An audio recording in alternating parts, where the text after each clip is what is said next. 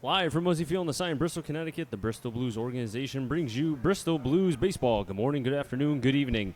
Wherever you may be watching us, thank you for spending a part of your Thursday with us. I'm Chris Saunders alongside Matt Polick.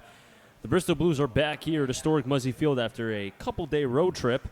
They are now, the Bristol Blues, 18-15 on a two-game win streak, 6-4 in their last 10, as they face the Westfield Starfires, 11-24, 10 games back. And the Starfires, who their last game against Nashua, they won in big fashion to help break a three-game losing streak. Now, the last time the Blues played was against the Starfires, and that was a game that they were able to win in the case of 9-3. And in that win, 5 starters had 2+ hits: White, Miller, Dwayne, Reynolds, and Schneider. And the first 3 I mentioned, White, Miller, and Dwayne, are in the All-Star game. And before I get to my partner, I'd like to congratulate the All-Stars for the Bristol Blues and the Starfires. For the Blues, Austin White, Parker Upton, Bryn Miller, Zeke Diamond, Buddy Dwayne, and then pitchers Dominic Nyman, Will Nowak, and Mark Fiello.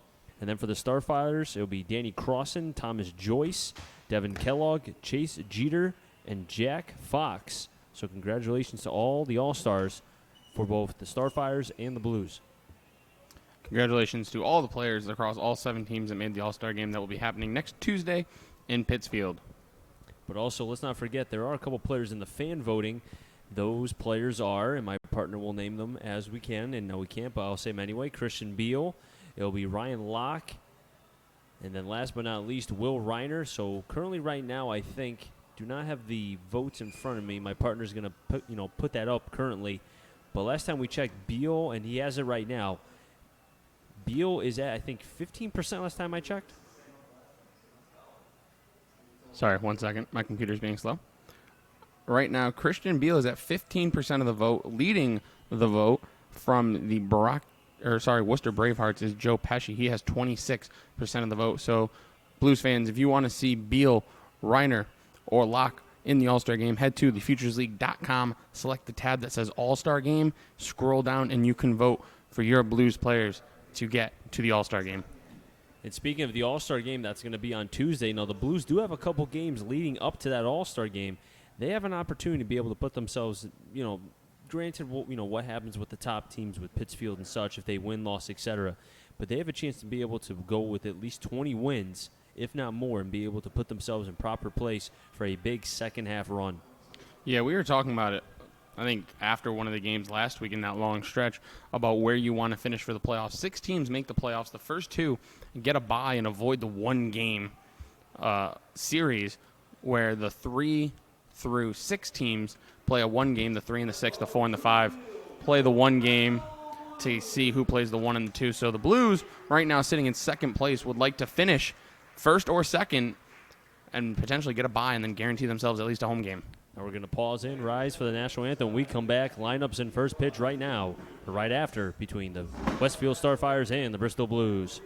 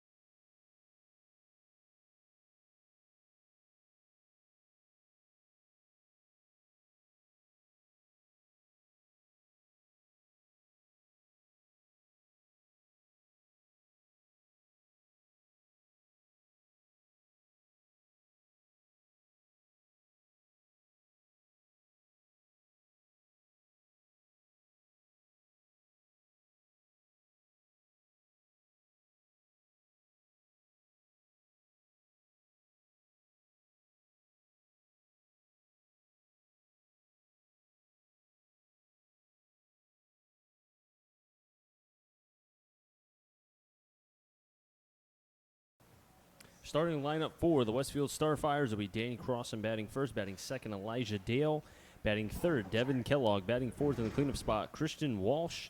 Batting fifth, Thomas Joyce. Batting sixth, Andrew Ciccarelli. Batting seventh, Sean Murphy. Batting eighth, Dolan Kosel. And then batting ninth, Angelo Diacunto. The defense for the Bristol Blues this evening in the outfield, left, center, right, Mounts White Miller. In the infield, Dwayne Diamond Roth Reynolds. That's third to first. Behind the plate, Will Reiner. And on the mound for the Bristol Blues, Ryan Locke, who potentially this could be a huge start for him. We mentioned he is in that final vote for the All-Star game to get into Pittsfield. A good start here for Ryan Locke can really help him make a push to get to that All-Star game. Now, Ryan Locke, you look at his stats, and they might not blow out to you by any means in terms of being overwhelmingly proponent of that, but you consider that this is going to be his first start against a team not named the Navigators since June 5th, and that was against the Starfires, in which he went 5 innings, 2 earned runs, 3 hits, 4 walks, and 7 Ks. And overall, Locke 2-1 with a 3.64 ERA, 5 games started, all of them appearances, 0 complete games, 29 2/3 innings thrown, 12 runs, 20 hits, 34 strikeouts, and 12 walks. This is a 6'2", 210-pound right-hander from Wagner College. And his last appearance on July 3rd was a game went 7 innings, 4 earned runs, 4 hits, 1 walk, and 7 Ks. That was the game that he gave up 3 runs in the first, another one in the third, but then went 7 innings from that point forward and really gave the Blues an opportunity to win, which they did in the bottom of the 8th when they scored 4 runs. Yeah, his last 2 starts, he's given the Blues length, going 7 innings in each with 4 and 3 runs respectively. The Blues hope he can give them another lengthy outing here again tonight and make a push to get to that All-Star game in Pittsfield on Tuesday. Crossan batting from the right side is the first up against Locke. Crossan batting 275. Locke is ready. Crossan's ready, and here we go. First pitch inside for a called strike, and we're underway. Crossan from Northeastern University. He's from Massachusetts. He's a 6-foot right-handed hitter. Locke steps off. Now, something to watch for. The rain is anticipated as supposed to be very heavy around 8:30. So that's something to watch for as this game progresses. 0-1 popped up. That'll stay in fair territory. Reynolds near the gravel, and he makes the catch into the dugout of the Starfires. 1 down. Chris, you mentioned the rain. 75 degrees, very humid, 74% humidity. Precipitation is in the forecast. Rain supposed to be starting. It may look like it is coming down a little bit right now. I can't tell. A little bit. And then you mentioned it's supposed to get heavy around 8:15, 8:30. So hopefully we can sneak this one in here today. Next up is Elijah Dale batting 198 with 1 home run, 10 RBIs, and 22 strikeouts. Elijah Dale wearing number 4, Kansas State University product, 5'11". He's from St. Louis, Missouri. Looks like he's having a problem with maybe batting gloves or maybe he wears the thumb. The thumb guard, yeah. Maybe it could be something like that. While we have a second, this Starfires team really kind of came out sluggish through the first, you can say 20 games, but have kind of found their way. I mean, they've played spurts where they've played very well, and then there's been other times where they've looked like a team that's new to the league. First pitch from Locke to Dale. Foul tipped off the mid of Reiner, 0-1. On deck is Devin Kellogg. On double deck, Christian Walsh. Locke's 2-1 with a 3.64 ERA. Hopeful to get into the All-Star game. He's in the final voting in the fan vote. The 0-1. Outside, maybe actually might have been high. 1-1. This Blues team with a defense, 954 fielding percentage, 48 errors. And now we got lights going out here at Muzzy. And now the lights are going off at least, and they are off. And it looks like somebody maybe hit the light switch. And it's funny because it went from one light to another, and it was kind of like a domino effect. And the umpire's saying, we got light, let's play. They have to find them to get back on, though. We're losing daylight. 1-1. Off the end of the bat, 1-2. Now, Elijah Dale, we have seen a couple of times defensively, can really make plays at the shortstop position, and that's where he is playing today, next to his partner Devin Kellogg, who is from Hartford, on the third base side. On the 1-2, and we'll do it again.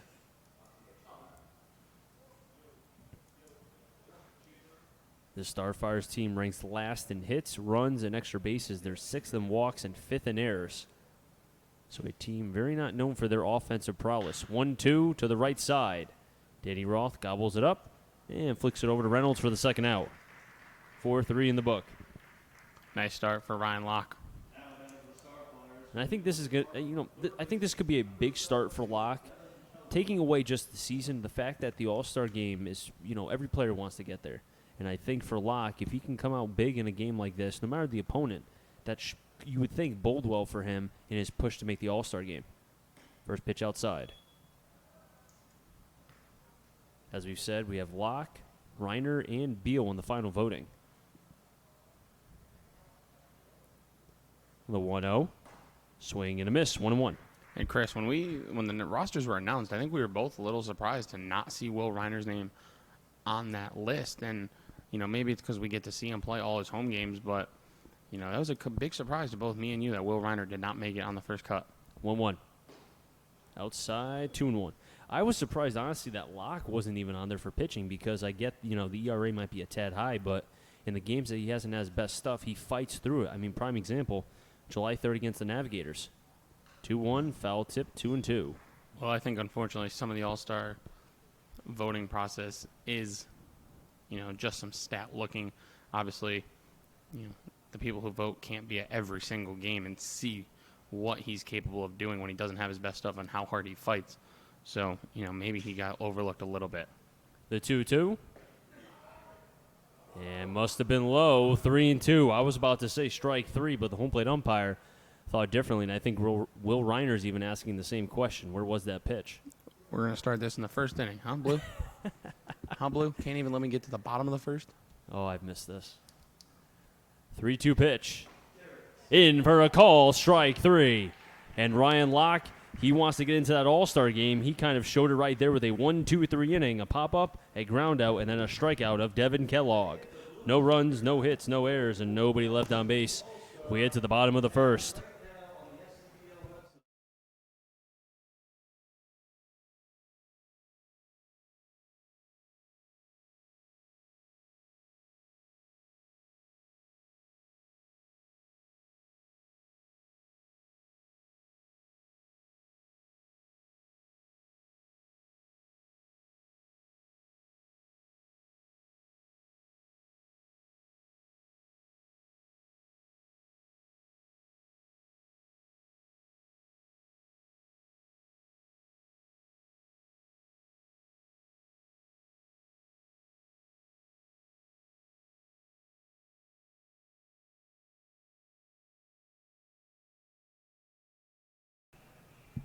One, two, three inning for Ryan Locke, and now the Blues have an opportunity to be able to bat here in the bottom of the first.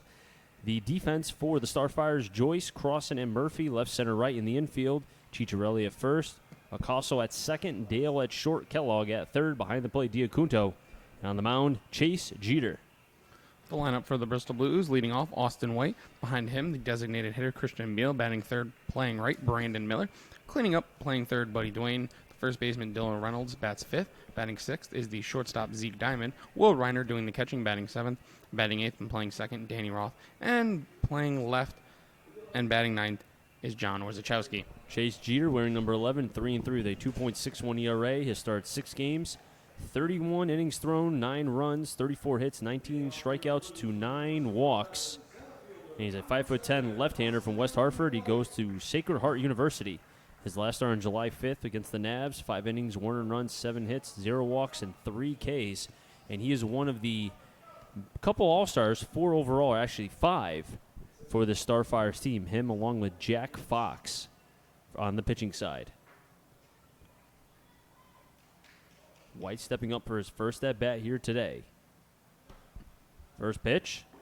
White pulls the bunt, then goes back, but it's called a strike anyway, 0-1. White, an all-star, batting .339, 11 extra base hits with 31 walks and 20 stolen bases. The 0-1. Fastball outside, 1-1. These lights have still not come on. Here at Muzzy, rain continues to fall, and it's only getting darker. Now imagine if the sun was out. It'd be right in our eyes. Another 1-1. High, 2-1. It doesn't look like Chase Jeter. I know the numbers are, maybe telling too, but doesn't look like an overpowering lefty by any means, but looks like he can throw strikes. He's around the plate. 2-1.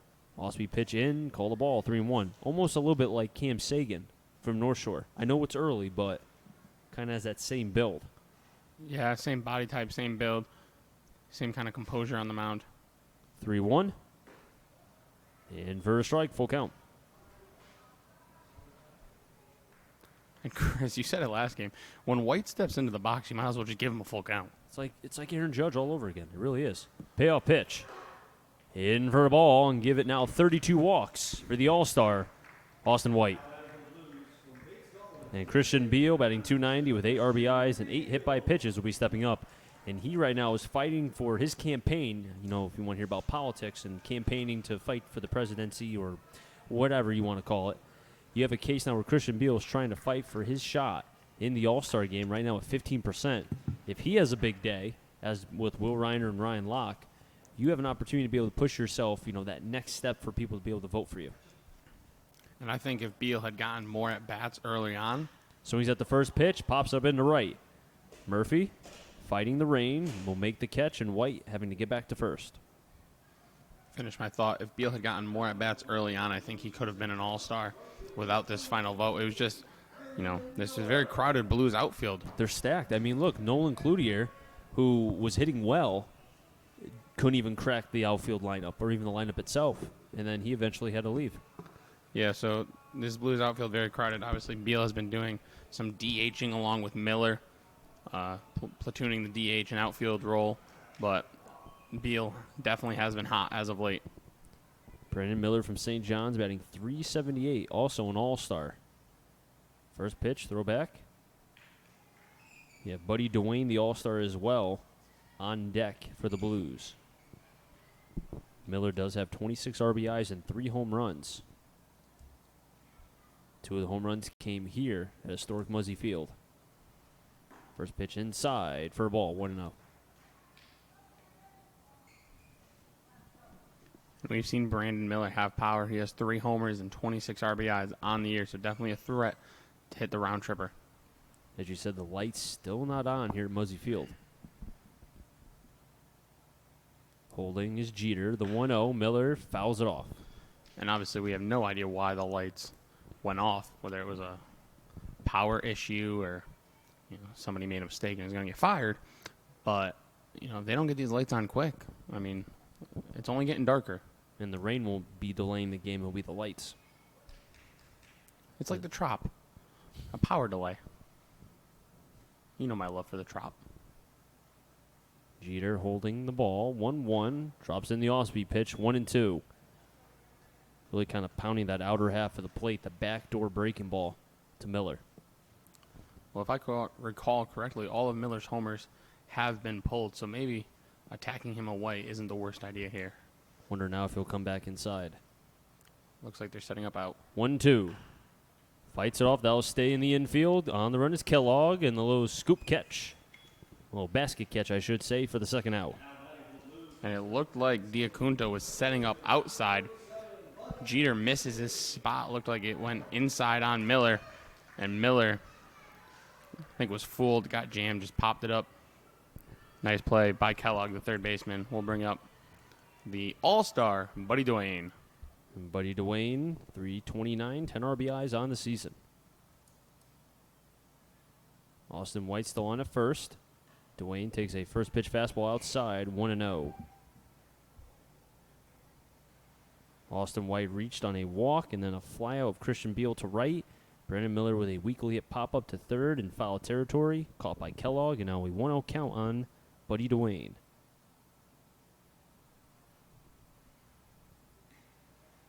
Same spot, equal result, 2-0. Blues coming in as a team with a .278 average, 203 runs scored, 69 extra base hits. Have stolen 71 stolen bases as a team. 2-0, chopper over to third, but foul. First strike on Dwayne. Now the Blues do own the Starfires in the season series 5-1. And that one loss was a game the Blues were up 9-3, and they eventually lost the game in the ninth, 10-9. 2-1. White stays, ball's high, 3-1. Well, the Blues saw the Starfires a lot early on, and the Blues got off to a rough start, and it seemed like the only team they were beating was the Starfires. And then the Blues went on that deep run and have continued that. 3-1 pitch to Dwayne. Sends that one up to center. Diving play can't be made by Crossan as it gets away. White's being waved around. He still is, but then he holds up. As the throw came in, one hopper over to Diacunto. And that throw kept White at third. Advancing to second is Buddy Dwayne on the throw. And how do you think we're scoring that one, Chris? Base hit. A double all the way, right? I mean, yeah, I would say because it was a diving play. It wasn't routine by any means. As they're going to intentionally walk Dylan Reynolds. That's interesting. This early in the game, we're doing intentional walks. Okay. With 2 outs. And Zeke Diamond. You pass up the lefty-lefty? Yep. To give it to Zeke Diamond, who's an all-star, batting .327, 1 home run, 9 RBIs. You know what? Maybe I will say, though, I don't question the coaching staff with the Starfires. They have a lot of major league talent there, and they've seen more baseball than I ever have. So they must know something that we don't. Well, we also saw them shift on Casey Bass earlier in the year, so they're not afraid to take some chances. First pitch to Diamond, fouls it back, 0-1. And I will say, though, we have seen Diamond from time to time when the bases are either full or there's guys in scoring position. He does expand the zone a little bit. Prime example against the Suns in the 9th, or I think it was the 10th, actually. So maybe they're thinking try to feed off his aggressiveness. And just back to some scoring, they gave Dwayne a single and then advancing to second on the throw. 0-1, make it 0-2. Strategy looks to be working right now for the Starfires. So Dwayne got to first, obviously on the single, and then advanced to second on the throw. They did not give the Starfires an error, which I agree with. So bases loaded, White at third, Dwayne at second, Reynolds on at first on the intentional walk. 0-2 count on Zeke Diamond. Chase Jeter on the mound, looking for his first K. Breaking ball in, almost hit Diamond, 1-2. And I don't think Diamond was getting out of the way of that pitch. If that hit him, it was going to hit him. Starfires with 75 errors on the season, a .937 fielding percentage. The 1-2. In for a called strike 3. Diamond goes down via the backwards K. And the bases will be left loaded. No runs, 1 hit, no errors, and 3 players left on base. The intentional walk looked to have worked for the Starfires. We head to the top of the second. No score here from Muzzy Field.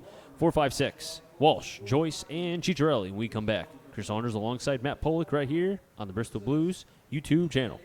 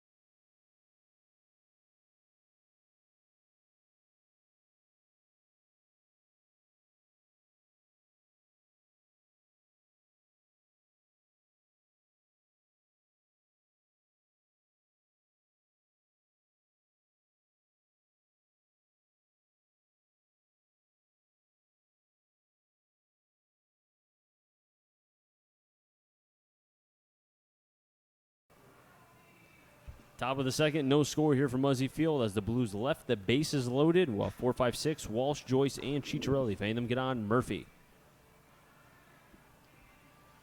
Ryan Locke back on the mound for his second inning of work as it looks like I don't know if he's staring down at the umpires as the lights are back on here at Muzzy Field or the Starfires dugout because he was giving a little bit of a laugh after. And I have to say, for a guy who typically, seems to be very intense most of the time, he seems to be as relaxed as he can be, at least in the early part of the game. Seems like a lot of Blues are relaxed today. Maybe they're thinking we're not finishing this one, so they're just out here having a good time in the rain.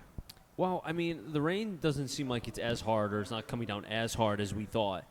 But you also have to think about, too, it's the second inning. It's 7:21. If you play your cards right, you could get through 5. Now, the problem is, though, if the Starfires do come away early in this game, then I think the pressure starts to mount on the Blues. Yeah, we've seen the Blues play comeback kid quite a bit. First pitch, foul back, 0-1 on Walsh, batting .250. And there is still one light post out in right field. All the rest seem to have come back on for the most part, and then just one in right field. So poor Brandon Miller out there. 0-1. Breaking ball outside, 1-1. So far, it looks like the Starfires are not chasing that backdoor breaking ball. Walsh with 4 home runs on the season, 19 RBIs. Walsh from the University of Mass Amherst. Drops in the breaking ball, 1-2. Walsh, also from Massachusetts, 6'3", wearing number 35. Locke looking for his second K. The 1-2. 2-2. Now, scouting report on Ryan Locke. Potential all-star snub, trying to fight his way to get into the all-star game, and also, too, continuing his good streak of Ks. 2-2, check swing. Home plate umpire is going to say he went. Back-to-back Ks for Ryan Locke, going back to the bottom, rather the top of the first. Good job there, sticking to his stuff. Finally getting the designated hitter, Christian Walsh, to swing and miss, and that'll bring up the left fielder, Thomas Joyce. Joyce from Merrimack College is an all-star for the Westfield Starfires, batting from the left side, wearing no batting gloves. Joyce takes the pitch for a called strike, 0-1. Joyce, 340 average, 2 home runs, 7 RBIs. Was with 16 walks to 18 strikeouts. The 0-1. Chopper up the first baseline. Reynolds will take it himself for a 3 unassisted. 2 down. And look to be 5 straight outs retired for Ryan Locke.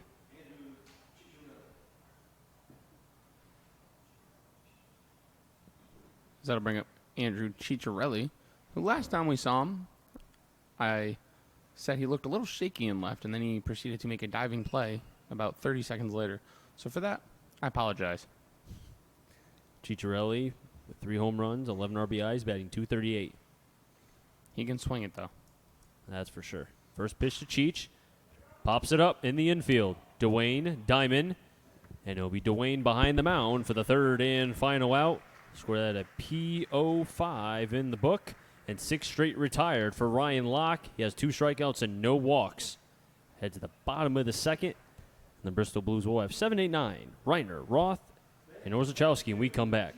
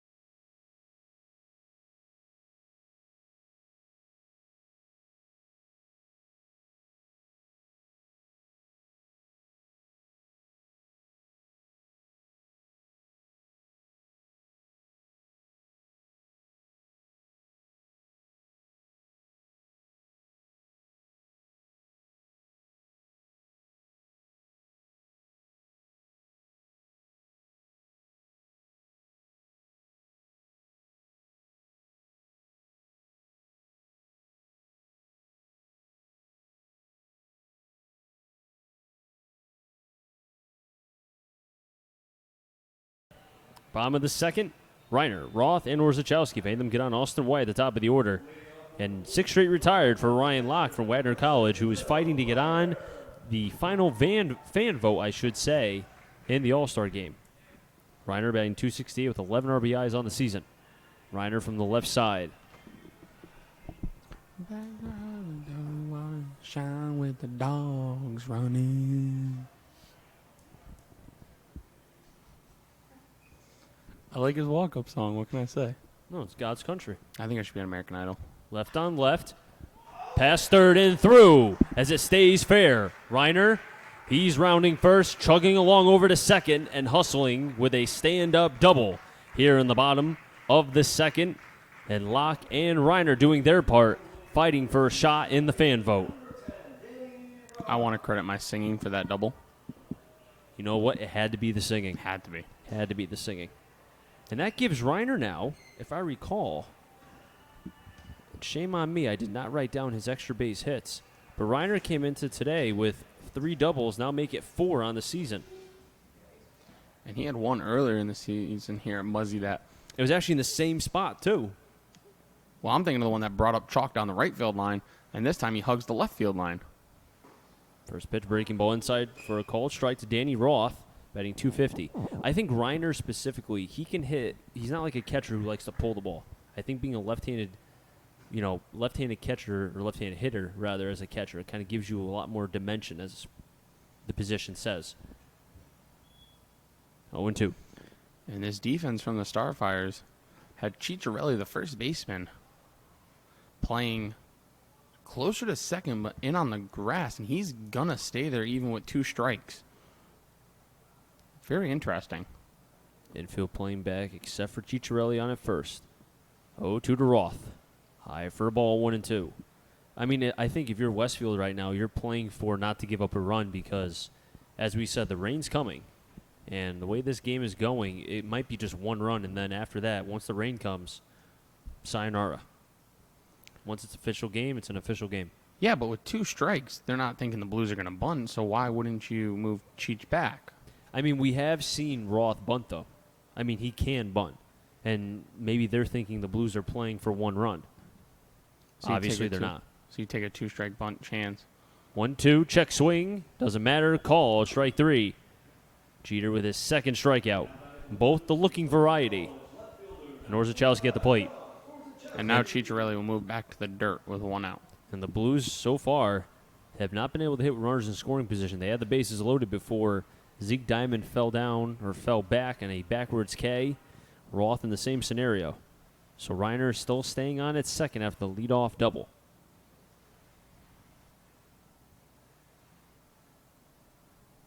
Orzechowski takes the pitch for a strike, 0-1.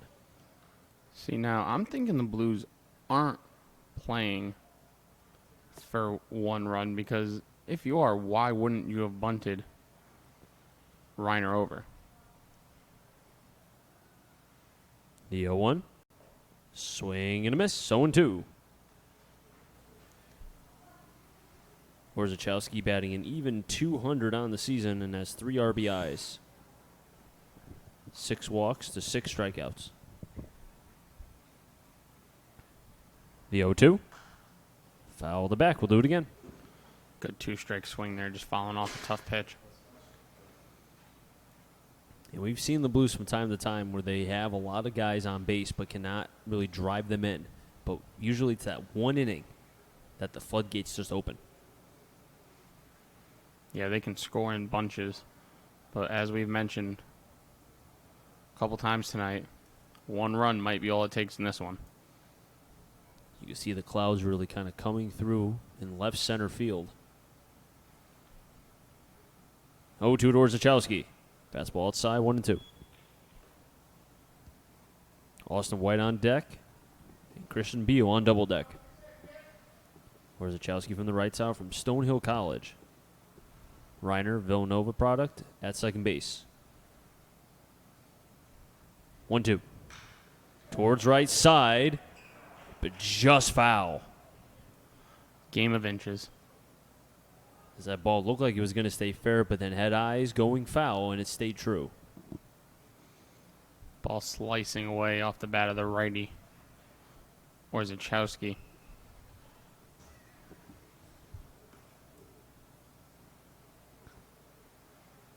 It looks like on that throw, Ciccarelli took it 1 step towards the right, or rather his left, my right. 1-2. Chopper towards second. You're only going to have 1 play. Throws over to first, but it won't be close. As you saw, Acosta really had a range over with the speed of Orzechowski. Gives the Blues a runner on first, and because of that, Chopper to second base, that advances Reiner to third. So the Blues have their 3rd hit and have runners on the corners with Austin White, the all-star, at the plate. Well, I've said it once, I'll say it again. You can't teach speed. Great job getting down the line there on a chopper. Okasal had quite a ways to go to get to that ball, and then A perfect throw still would not have gotten Orzechowski. And it looks like as there's time called because Reiner's tying his right foot that the Starfires are playing straight up with the runner, or rather the first baseman Ciccarelli holding Orzechowski on at first. Looks like corners will come in, middle infield will try to turn two, which isn't easy on Austin White. First pitch to White. In for a strike, 0-1. And we know one thing, White will put the bat on the ball. It's just a question of will he try to put the ball in the air? Because we know Reiner can tag up and score. He has speed for a catcher. And that's the run that I think the Blues are concerned with right now, just getting one. They have 3 hits thus far. 0-1. Outside Diacunto. Will not throw it to second base. And that could be potentially a big one, as now a ball on the ground could score a run, and it takes the Blues out of the double play.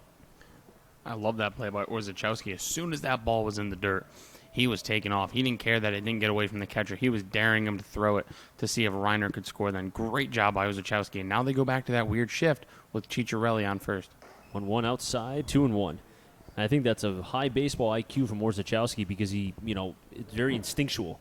As soon as the ball is hit, on the ground, if you want to go, just go.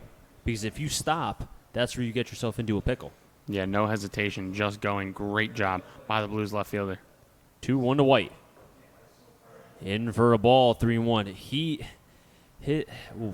I can't wait to see him in the All-Star game. You and I are, we're going to the All-Star game on Tuesday, and it'll be interesting to see how he goes up against those premier pitchers because he makes it look so easy. He's got to be a starter, right? He has to be. Can't see why he wouldn't be. 3-1. Fouls it back, 3-2. And the only arm we've seen from the Starfires outfield today was Danny Crossan in center field. Made a pretty good one-hop throw home. So if White can get the ball in the air at a pretty decent distance, it should score Reiner. 3-2. Sends it up the middle and through for a base hit. White continues his all-star performance in the first half. As the throw comes into home, won't make it in time. White gets the second on the throw. 2-run score. It's 2-0 Bristol Blues. And give White a couple ribeyes right there. Great job by the Blues center fielder. Orzechowski showing his speed, scoring on the single. A throw by Crossan, another one-hopper. But this one looked like it hopped off a trampoline, went about 50 feet high over the head of the catcher Diacunto, allowing Orzechowski to score. And the Blues, just like that, have a 2-0 lead in the bottom of the second and threatening for more. White with 2 RBIs there. Christian Beal at the plate. First pitch outside, 1-0. And you saw right there that Austin White was almost getting to Jeter to the point of where, okay, he wasn't chasing any pitches. He was fouling off a couple, and then he got a meatball right down the middle, and you saw what he was able to do. Simple swing, straight up the middle. 1-0 to Beal. He goes towards right center, and making the catch and right is Murphy. Tagging from second and getting to third is Austin White. So with 2 down, the Blues will have another runner in scoring position, but Beal doing his job, sticking to his approach as he went to right center both times. Although coming up empty on both, he did allow White to advance to third with Brandon Miller at the plate. And last at bat, Brandon Miller was approached by Diacunto and Jeter with a lot of outside stuff. They were trying to keep the ball away from him and not let him use his quick hands and hips and turn on the ball and drive it into right field like he likes to do. I wonder if they're going to go with the same approach or see maybe throw him off and jam him a little bit. First pitch to Miller. Fouls it back. Looked to be near the bullpen of the Blues, 0-1. And the rain now looks like it's falling a tad bit harder here as it's 7:35 here in Bristol, Connecticut. Yeah, when I last looked at the radar in between innings, looked like around anywhere between 7:50 and 8:10 was when it was really going to start. 0-1 to Miller. Low for a ball, 1-1. And you wonder if this game is close to being a official game, if the umpires will try to play it as much as possible just to get it to that last stretch. 1-1 to Miller. Broken bat over to Cheech. And he's going to tag the base, and the side will be retired, but the Blues do get 2 runs on 3 hits, no errors. They do strand 1, but the 2 RBI double from Austin White puts the Blues at a 2-0 score. Ryan Locke, who's retired 6 in a row, is back on the bump for his 3rd inning of work. He'll have 7, 8, 9. Murphy, Ocasio, and Diacunto. We come back.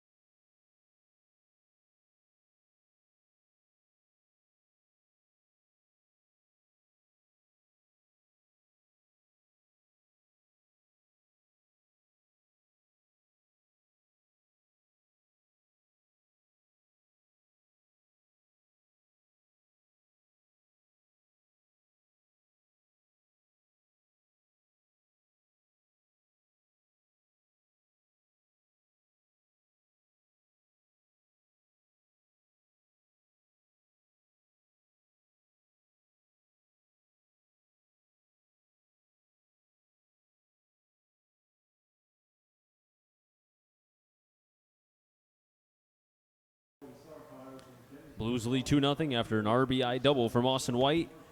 And now Ryan Locke, who's on the bump for his 3rd inning of work, has retired 6 in a row and has 7, 8, 9. Murphy, Ocasio, and Diacunto. Fade them get on crossing at the top of the order.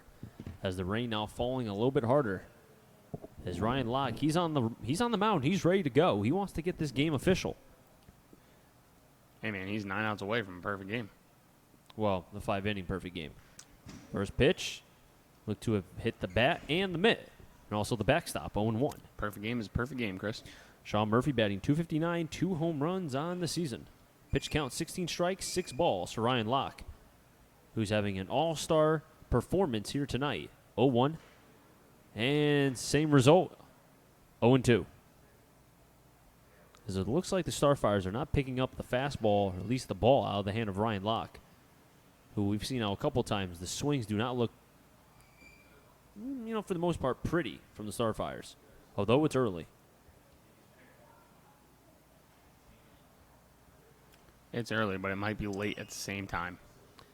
Murphy from Gettysburg College. He's from Westfield, Massachusetts, a native playing for his hometown team, the Westfield Starfires. Murphy taking his time. Rain falling here at historic Muzzy Field. The 0-2. Fouls it back. Chris, when you played, did you enjoy playing in the rain? Was I pitching or no? If I wasn't pitching, no, I hated it. If I was pitching, I didn't like it, though. So either way, no. The 0-2. Outside for a ball, and looks like Diamond and Raw thought it was strike 3. But no, it's hard pitching in the rain because the ball's slick. You can't feel anything. It's just not comfortable. 1-2. Slider in the dirt, but Murphy didn't chase. 2-2. Just grab some pine tar. Like I had pine tar, just in my back pocket. I'm sure your hitters had some. Yeah, they had a lot of things. 2-2. Swinging and a miss. 3rd K for Locke. 7 in a row. And Locke looking spot on here tonight, or in most terms, he's looking locked in. Good one. Thank you. And the bullpen now trickling into the dugout of the Blues. Starfires, though, they're still out there. They have some trees covering them. It's not fair. Visitors have it better made over here at Muzzy Field. They have the covering for the dugout. Yep. They have... Which you had a nice story about earlier. I do. I'll do that. That was interesting. Maybe explain that after I say who's batting. 1-0 to Ocasio, batting from the right side. Outside, 2-0 Ocasio, batting .304 in his short stint so far with the Starfires. Has 3 RBIs. So when Muzzy first started, both dugouts were on the third base side. 2-0. Swing and a miss. And he dropped on a knee. That was a daddy hack. But both dugouts were on the third base side. So if you ever come here to Muzzy, you could see right next to the third base dugout is another area for a dugout with even some steps leading down. So there were dugouts right next to each other. 2-1, pitch outside, 3-1. And my uncle even played here when that was the case, and he said it made for some great trash talk, but also some annoyance. So when they finally made a first base dugout, they put a roof on it. So that's my guess as to why the first base dugout has a roof, as Okasal swings and misses and runs the count full to 3-2. So the first base side has a roof, third base side does not. Why they haven't added a roof to the third base side, I don't know.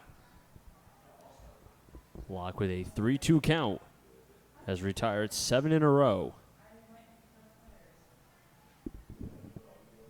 Acosta now stepping off, fixing his batting gloves.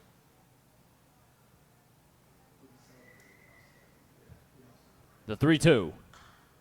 Foul back will do it again. As that right field light post still has not come on. That's the only one out of the bunch that hasn't. That seems like a pretty important one if the ball goes into right. See, that's what I was thinking so too.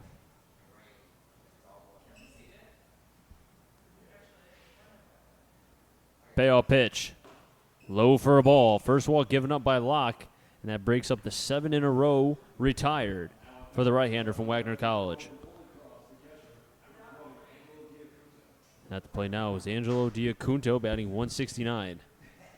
As now it looks like pitching coach Jordy Shiner is bringing out something. Oh, probably with the cleats to make sure he gets the dirt off, because with it raining, it can kind of clog up the cleats and mess up your landing point, and especially for Locke, because the way he throws and he has such, I don't want to say a violent delivery, but because he falls off towards first base, your cleats can pick up a lot of dirt and you're going to lose your footing. Diacunto from Holy Cross, Staten Island kid from New York, 6'1" catcher in the 9th spot. First pitch of Diacunto, fastball down the middle.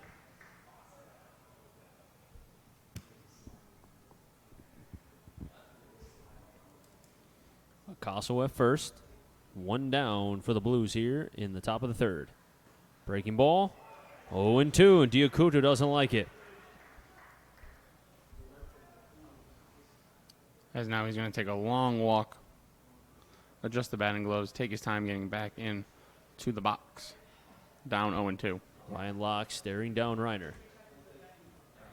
The 0-2. Chopper through the 5-5 hole. Diamond ranges. Tries to throw it to first, but it won't be close. Infield hit for the Starfires. The first one for Diacunto. And the Westfield Starfires will have runners on second and first. A great effort by the Blues shortstop Diamond on that one. Just even, again, with a great throw, most likely would not have gotten Diacunto. And that's, they talk about if a bunt is up first base and it's into that no man's land. Same situation, 5-5 hole, you're throwing off your back leg. It's almost impossible. Danny Crossing at the plate, second at bat, fouls it back, 0-1, and I hope that doesn't hit my car. Yeah, in a play like that, you need the 5-5 hole, you need the Jeter hop throw, and I'm not talking about Chase Jeter. I wonder if he was named that. I wonder if he's a Yankee fan. 0-1, slider low, 1-1, or rather his parents are Yankee fans. I mean, look, Chipper Jones named his kid Shea because he just tore up Shea Stadium in the Mets. Just saying. Sorry for any Mets fans, by the way. 1-1. Outside 2-1 Locke, losing the strike zone right now, and I think it has a lot to do with the rain. The footing, as we've seen, affecting Locke's command right now. Can he zone in? Locke comes to the set. 2-1. Ropes it towards left, and that'll drop. Orzechowski throws it in. That's a good throw. Cut off by Buddy Dwayne, and the bases are loaded. That saved at least a run. Great throw by Orzechowski. Saving a run. Great job by Blues left fielder. And it's always, every time an outfielder or anybody goes for a throw in a game like this, when the rain's coming down hard, everything's slippery, it always worries me a little bit. You know, they could slip. The grass is slippery in the outfield, or the ball can slip and get away from them, and who knows where it goes. But Orzechowski, great throw. Ryan Locke trying to escape what is a bases-loaded jam. Swing at the first pitch is Elijah Dale, and he'll foul it off 0-1. The swings look to be a tad bit better from the Starfires. Here in the top of the third, so far after a strikeout of Murphy, you have a walk of Acosta, who's on at third, Diacunto, who had an infield single through the 5-5 hole, and then Crossan, who singled to left. Bases loaded. 0-1 breaking ball. Must have been high, 1-1. Devin Kellogg is on deck. And it looks like I Whoa. just saw. Was that what I think Yep, that's what it was. Did a light just shatter up there? Was that lightning? I thought, well, the light pole in right field that's out, it looked like glass fell, and it looked like it came on and shattered the glass or something. Oh, boy. 2-1. But Now the Miller, fans even the fans reacted to that. well, yeah, they have a great view. They're sitting on the third base side. Miller turned around looking up at it, and he's, as now he's going to call over the umpire and talk about it, which, And it looks like the manager for the Starfires is probably saying the same thing that you said. Maybe did lightning hit the light pole? Or something hit that because you said you saw glass fall. that's what it looked like to me, at least. I don't think it was lightning. I think lightning would have been a lot more obvious, and it would have been seen by more, but Did you see on, I don't know if it was YouTube or Twitter, that boat that got hit by lightning? no, I did not. You have to watch it. It's crazy. Somebody was recording a thunderstorm, and it hit the boat, and it looked like a bunch of firecrackers went off. Yikes. Yeah, it was crazy. 2-1. 3-1. As Locke has totally lost the strike zone. When he has the strike zone, it's right down the middle. And the Starfires are jumping all over, and you mentioned it. Probably because of the rain. There's Elijah Dale trying to find the grip in the bat right now as the Pine Tar. I don't even think in the rain Pine Tar can help you, honestly. You need a lot of it, trust me. I trust you. 3-1 to Dale. 3-2. As this rain is coming down, I don't know how much longer you can go. Like I said, they want to try to get this game in as much as possible, but the more and more it looks right now, it's just a question of when do the home plate umpires say, we got to call time here, boys. Payout pitch to Dale. Runners going, and another foul ball. As that runner on second is Diacunto, and The runner on third wasn't going. And Acosta was right there. And Diacunto, I don't think knew how many outs there are. As he looks at the scoreboard now, and I think he realizes, thank God that was fouled off. But if that drops him for a base hit, different story. Payout pitch. And the battle between Dale and Locke continues. One thing I've been watching as this rain comes down is how the area around home plate, the home plate circle area, has been reacting to it, and it's been getting darker. It looks muddier, and obviously that's a very important part. And the mound is another thing you're watching, and both of them seem to be getting pretty soaked right now as time is called again. Dale wanted to collect his thoughts, maybe clean off the brim of his helmet as the rain continues to fall here in Bristol. 7:49 here in Connecticut. Payout pitch again to Dale. Sends that one to center. White is going back, still back at the track. He'll make the catch. Runner from third is tagging. Ball will be cut off by Diamond. Sack fly for Elijah Dale. Give him 11 RBIs on the season. Scoring on the play is Acosta. And getting the third on the throw is Diacunto as the Blues lead is cut in half, 2-1.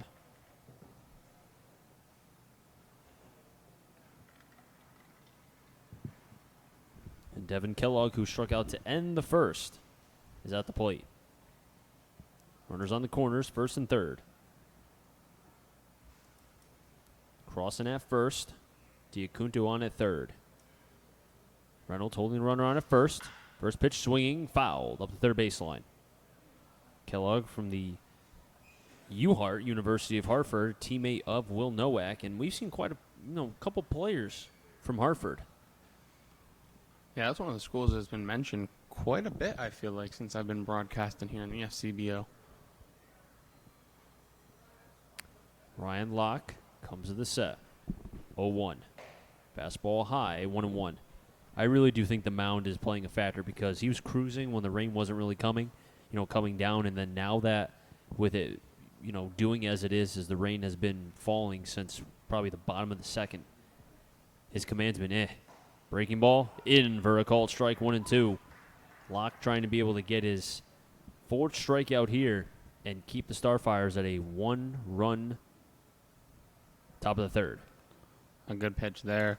And I'm wondering if the umpires are just trying to get out of this top of the third and then maybe send this game into a delay. 1-2, runners going. Pitches outside. Reiner won't throw it. And that's a smart play by the catcher from Villanova, holding onto the ball as a stolen base for Crossan. It's also a smart play by Crossan to know that, okay, this catcher probably isn't going to have a great grip on the ball. Might be a good idea to take off here. And now there's 2 runners in scoring position with 2 out. 2-2. Chopper, Dwayne. It's off his glove. He can't find it. That'll get a run in. Diacunto will tag home, and we're tied 2-2. Give it an. I would say that's an error for Dwayne. And I'll let you know how that's officially scored, Chris, when I find out.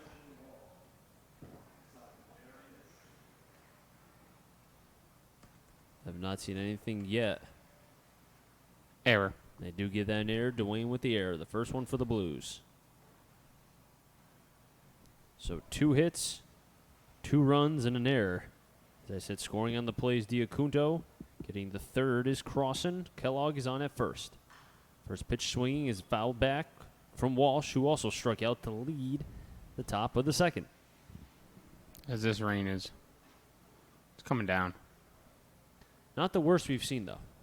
No, we've seen worse, but I think this is the worst rain the Blues have had to play in Bristol this year. 0-1.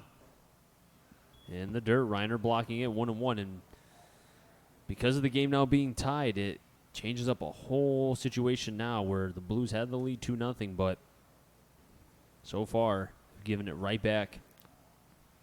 1-1. Fastball low and in, 1-0. Rather 2-0. Locke couldn't get that shutdown inning that we always talk about being so important. Shutdown innings are huge. 2-1. Looked to be a check swing, but foul as it went towards the dugout of the Starfires. 2-2. It looks like we have 2s everywhere. Score 2-2, 2 balls, 2 strikes, and 2 outs. If only we were inning number 2. Runner. That was very odd. Locke didn't even attempt to throw it to second base, and Kellogg just stole second like it was nothing. He could have walked. He did a casual jog. 2-2. Outside, 3-2. I'm surprised Locke didn't even attempt to throw that because it looked like Diamond was the closest one to the bag. Because I think it was either Diamond or Roth. I couldn't tell. Was saying step off, step off. Yeah, it looked like Diamond was there over from shortstop, ready to catch the throw. Payoff pitch. Outside for ball 4.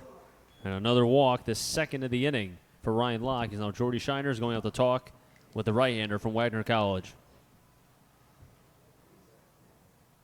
With Thomas Joyce, the all-star selection from Westfield at the plate. And arguably the Starfires' best hitter. I don't even think it's arguable. No, but I would say he's their best hitter. It's the no batting gloves. It has to be. Now, the way the rain's looking right now, I don't see it being a case that the Blues, or rather the home plate umpire, would call the game or say, okay, we have to call time here. It doesn't look like it's that bad yet. But it could get to a point now, as you said, that as the rain continues to fall, as we see now one of the field crew here to be able to hopefully potentially fix up the field, it's going to be a situation that how much can this field take? Mind you, it has not rained in, a week? Well, continuously, I should say. Yeah, we've had some showers here and there. First pitch, outside, 1-0. I would love to, you know how like in the All-Star game where they put the earpiece in the players? I would love to know what Jordy was telling Ryan Locke, specifically. 1-0. Swing and a miss, 1-1. That was a big hack from Joyce. Yeah, I would love to have some of these players mic'd up. I would love that Buddy Dwayne mic'd up. I feel like he's pretty funny. 1-1. Fastball high, 2-1. I'd want Will Reiner mic'd up to see if under his breath he talks smack about the umpires when they don't give him a call. You know, I'm sure he's a very nice young man when he doesn't get the call. 2-1. Call strike, and Ryan Locke looked like after the throw. As now the field umpire is going to check this mound, as he should. As he landed, looked like he lost his footing on that front leg. Didn't really check it. Locke just kind of said it. We're good. Well, I think this is a scenario where he wants to try to get this inning done as quickly as possible. I mean, he's in a groove. He threw 2 straight strikes. 2-2 to Joyce.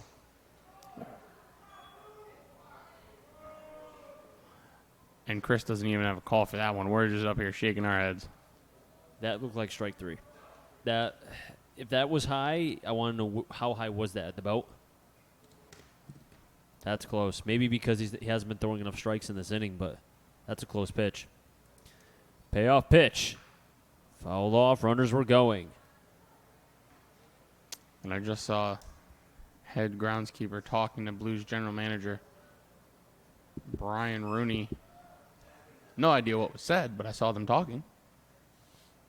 Now imagine if they were mic'd up.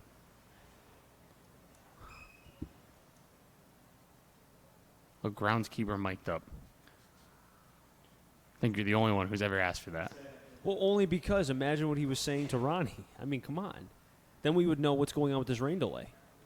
Or potential rain delay, which could soon to be. You got Rooney's one. phone number. Call him and ask him. Like he has his phone on him right now. Come on.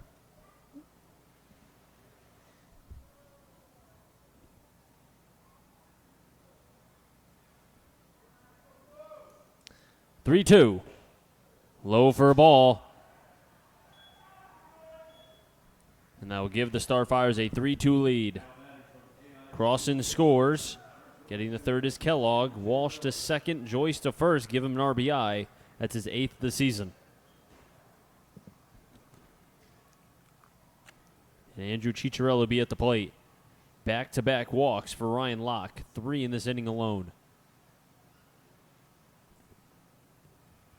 First pitch in the dirt, and Ryan Locke he does not have the command right now. You could tell it's really affecting his delivery. It looked like he's almost altered it to the point where that slider has not been consistent as it was in the first 2 innings. And this infield is getting darker and darker. Wetter and wetter. 1-0. Ciccarelli checked his swing, but completely crossed home plate. 1-1. Ciccarelli, the 9th man to hit for the Starfires here in the third. And the Blues will have 4, 5, 6 if they get a chance to in the top of the 4th. 1-1 to Ciccarelli. Half-hearted swing over to Dwayne. He'll tag third, and the side will finally be retired. But the Starfires do get 3 runs, 2 hits, 1 error, and they leave the bases loaded. That's 3 runners on. We head to potentially the top of the 4th. And we'll have 4, 5, 6, Dwayne, Reynolds, and Diamond when we come back.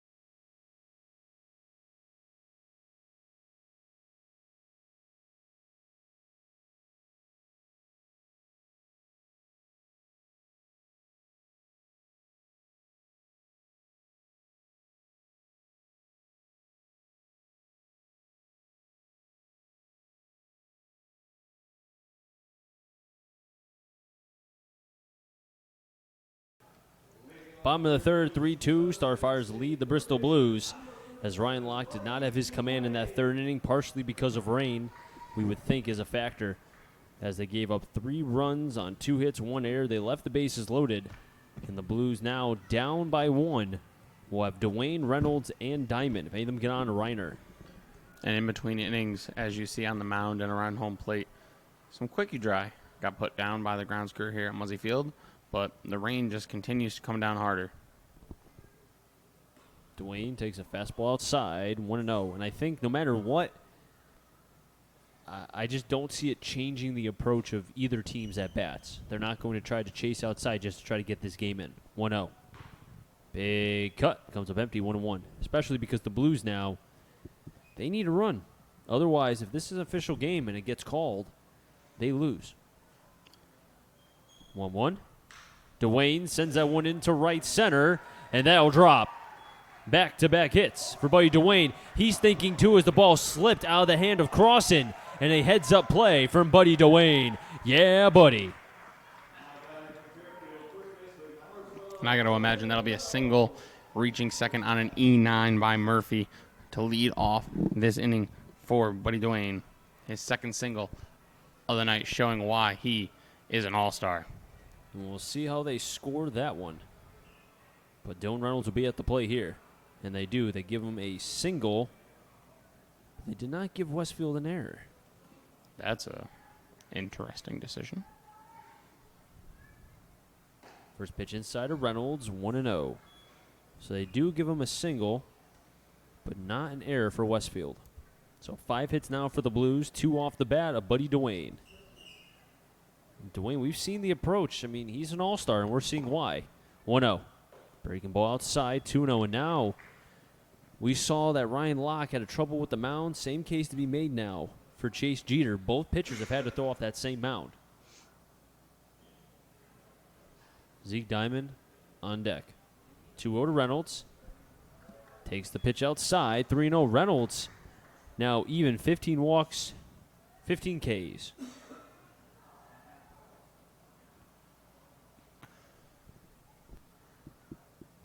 Three 0 to Reynolds. Taking all the way. Well, Reynolds, this is his first time seeing Jeter. His first time, he was walked intentionally.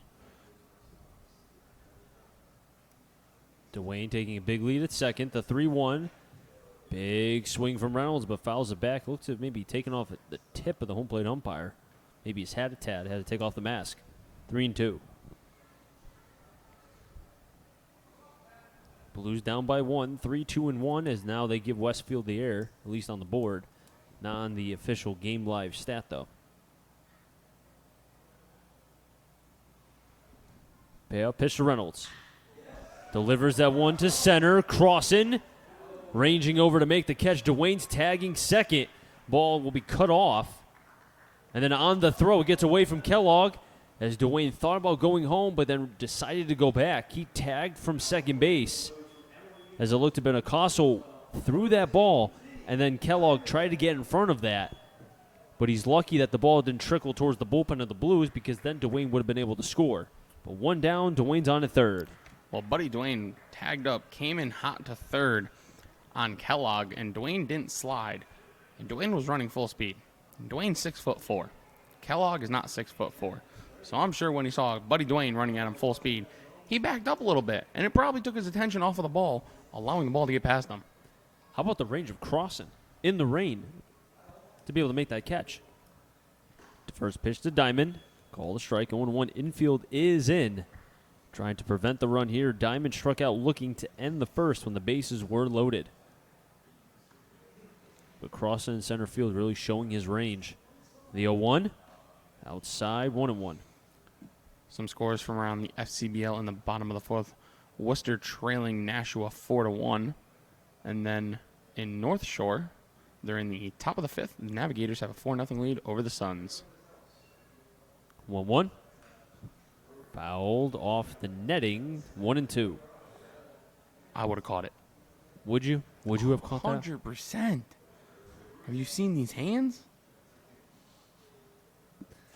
Oh, Matt. Infield's in. Diamond with a 1-2 count. Dwayne on at third. Fouled off, and we'll do it again. Blues down by 1.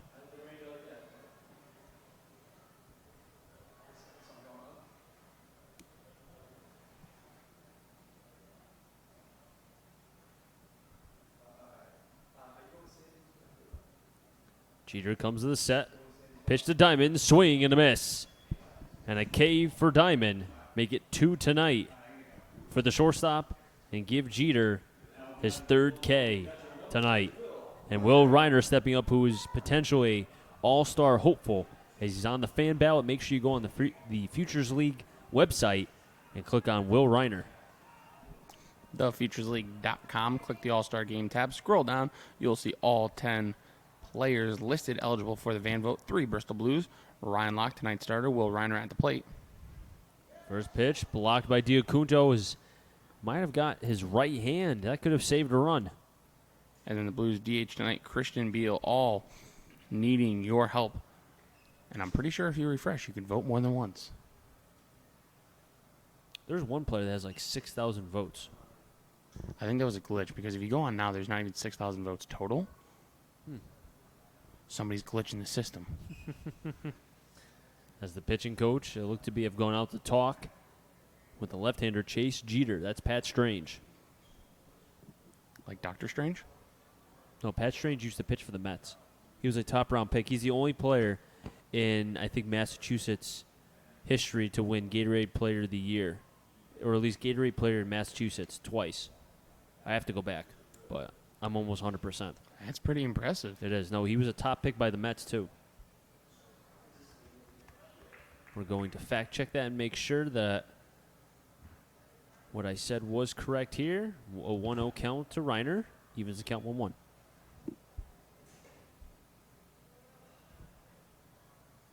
Born in Springfield, Mass., just 38 years of age. 1-1 to Reiner. Way outside, 2-1.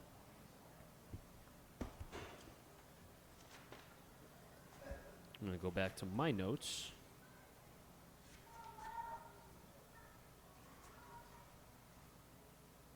He was a second-round pick by the Mets in 1998, debuted in 2002. Reiner delivers that one into right. Diving play can't be made by the right fielder as it gets all the way to the wall. Murphy ranging after. Reiner stinking 3. And he'll get there standing up with a triple. It ties the game at 3. Reiner showing why he should be an all-star. Scoring on the play was Dwayne. I've said it once, I'll say it again. TheFuturesLeague.com. Click the All-Star Game tab, scroll down, and you can vote for Will Reiner, who ties this game with an RBI triple into right field, showing the speed by the catcher. Repeat that one more time, please. FuturesLeague.com. Click the All-Star Game tab, scroll down, click Will Reiner's name, click vote, and then refresh, and do it again. Second triple for Will Reiner this season. Second extra base hit for him in this game. Roth, first pitch swing, fouls it back. 0-1. And Chris, I did fact check you. You are correct, Pat Strange. The only player who has twice been named the Gatorade Massachusetts Baseball Player of the Year, winning the award in 97 and 98. There you go.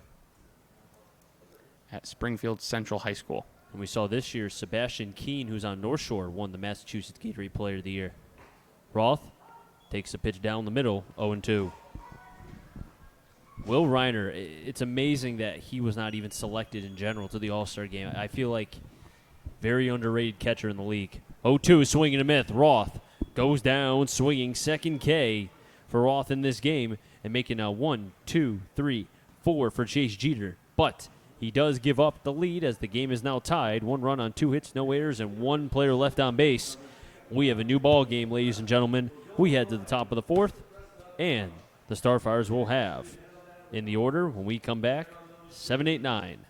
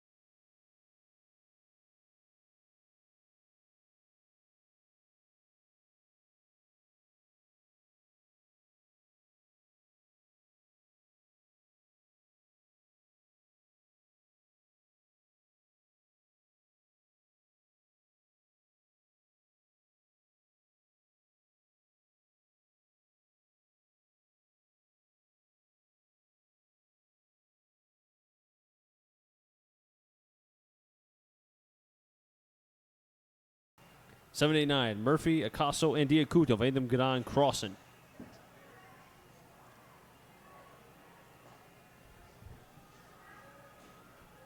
And the Blues being able to tie the game from Will Reiner, who has 2 extra base hits here tonight.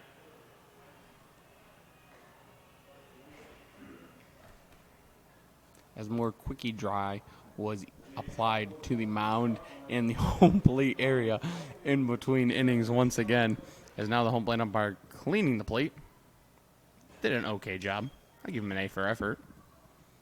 And you looked on the radar that the rain was supposed to be here by now. Well, it is here. Well, I mean torrential. We have not seen that yet, which is a good thing, although the game is tied. Locke fires in a pitch low, 1-0. Murphy, who struck out for one of 3 Ks tonight for Locke. 1-0. Outside, 2-0. Big for Locke right here to be able to have a shutdown inning and keep this game tied. 2-0. 3-0. So once again, looks like Locke is struggling with the command.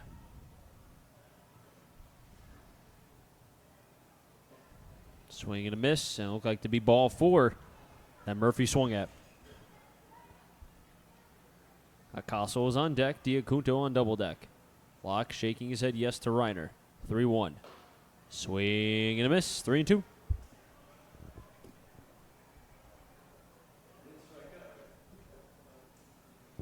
As Murphy wants to get more pine tar for the bat. See, I'm all for players not throwing bats, but I'm also not a fan of these guys getting ahead 3-0, then falling behind 3-2, and then blaming the bat for lack of pine tar. Oh, it has to be the bat, right? 100%. I mean, the bat told you to swing at ball 4 and then a pitch right down the middle. And then miss it intentionally. Well, not intentionally, but miss it. Payoff pitch to Murphy. Swing and a miss. Locke with his 4th K tonight. You know what? And that probably was the bat's fault, right? Yeah, he put too much pine tar on. Too much pine tar. Chris, did you know that one of my most finest moments on a baseball field came in the rain? Really? I stole home. Did you? I did. That's impressive. Thank First you. pitch to Acosta. Pulls the bunt. Fouls it back. 0-1. Have to tell you, I probably have only stolen like 2 bases in my life. I stole 2nd and 3rd on a pitcher one time. Was the pitcher like just not paying attention to you, or He was just so bad from the stretch, he refused, so he winded up. he had like the yips like John Lester? Swing and a miss. 0-2. He was so bad from the stretch that he just went from the windup. So I just took 2nd and 3rd. Really? Yeah. Wow. Do you remember who it was against? No, Okay, so you're lying to me. I'm definitely not lying. 0-2 on Acosta. Foul back towards the bullpen of the Starfires. Count remain 0-2. 3-2 and nothing for Westfield. 3-6 and 1 for the Blues. Starfires scored 3 in the top of the 3rd, and then the Blues answered back to tie the game as they were ahead at the time 2-0 as they scored 2 runs in the bottom of the 2nd, did the Blues. The 0-2. Slider. Foul back towards the right side, and count will remain 0-2. Decent crowd here at hand tonight at Muzzy Field, even with the conditions. Well, they're lucky they have covering underneath, or above underneath them. Yeah, that's going to do them good. The Blues dugout, though, not so much. 0-2. Check this swing, didn't go. 1-2. And it looks like the Blues dugout has been delivered ponchos. Looks like Casey Bass is getting ready to put a poncho on. Nyman, as he was warming up, was wearing a poncho, too. 1-2. 2-2. Because I think Ronnie is probably thinking the same way. While this game is still going on, because it looks like right now the rain stopped. Or at least it's not raining as hard. So right now, Mother Nature is letting the Blues play tonight here at Muzzy Field in Bristol, Connecticut. 2-2. 3-2. I would almost think if Locke can get through this 4th inning, this is probably his last. Yeah, I think in these conditions, you don't really want to push him. The any pitch count's farther. rising, too. Payoff pitch. I would have caught it. No, I was going to let you finish your thought. I cut you off by mistake. Oh, well, I would have caught that. Side Okay. note. See, now I can't even remember what I was talking about. Well, the pitch count, 50 strikes, 34 balls for Ryan Locke. Reiner setting up. The 3-2 pitch. Past Locke. Diving play made by Roth. Fields over to first. Dun-na-na. What a play from Danny Roth. A web gem play here tonight at Muzzy Field. The rain won't hold him back. And I'll star that one in my book to remind myself of how great of a play that was by Danny Roth. And that saved what could have been a one runner on with 1 out. Instead, 2 outs here in the bottom of the 4th, and maybe he can get Locke through this 4th inning. First pitch to Diacunto is low, 1-0. And now Tommy Hughes and Casey Bass have ponchos on in the Blues dugout. Slider outside, 2-0 home plate umpire, not giving Locke any of the corners to the backdoor side. He's been very consistent all night. Outside of a few calls, he's been very good. 2-0. 2-1. Just got a piece of Diacunto. On deck is Crossan, double deck, Elijah Dale. As Dominic Nyman, an all-star, heading to Pittsfield. The left-hander warming up in the bullpen. It looks like Sam Loda is warming up the lefty. The 2-0. Off looked to be the mask of Reiner. Seems to be okay, though. 2-2.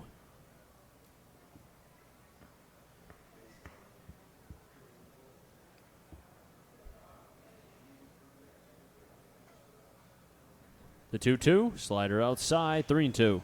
And he just has no command of that pitch right now. He's missing way outside. Payoff pitch to the catcher. Ball 4.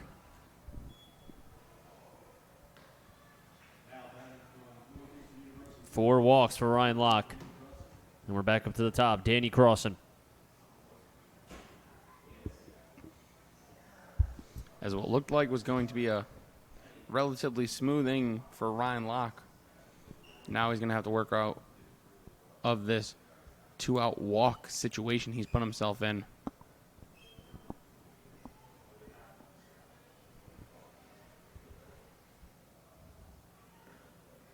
Crossan takes a pitch for a strike. I won't lie to you, that looked like the same exact spot. No, I have a little bit More to the right. better view of the outside part of the plate to righties. That looked like it was definitely more on the plate than the last two. The 0-1 pitch in the dirt for a ball, 1-1 now on the Starfires center fielder Danny Crossan. And we're watching the replay, and even Ryan Locke said the same thing. It was in the same spot. But I agree with you. Maybe it was, your view. 1-1. Roped over the head of Diamond and into left field. Orzechowski gets to that ball in quickly, and a hit for the Starfires. Gives them now runners on first and second. He give Crossan another hit, his second tonight. As now Locke wants a new ball. As I'm sure his thinking is, as soon as that ball's in the outfield grass rolling around, I don't want it anymore. Get me a dry one. But see, if you're Ryan Locke here, I understand you're frustrated with, the call that was not made, same spot with the fastball. Have to stay composed here. Just think about it. If he can get this last out, he'll at least leave with the tie.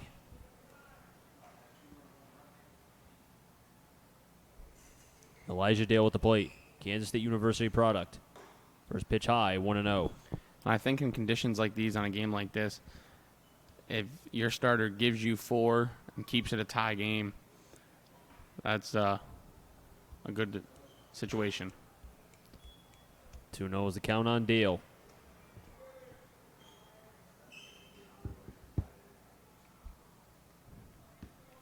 As the rain looks like it has stopped a little bit here in Muzzy Field.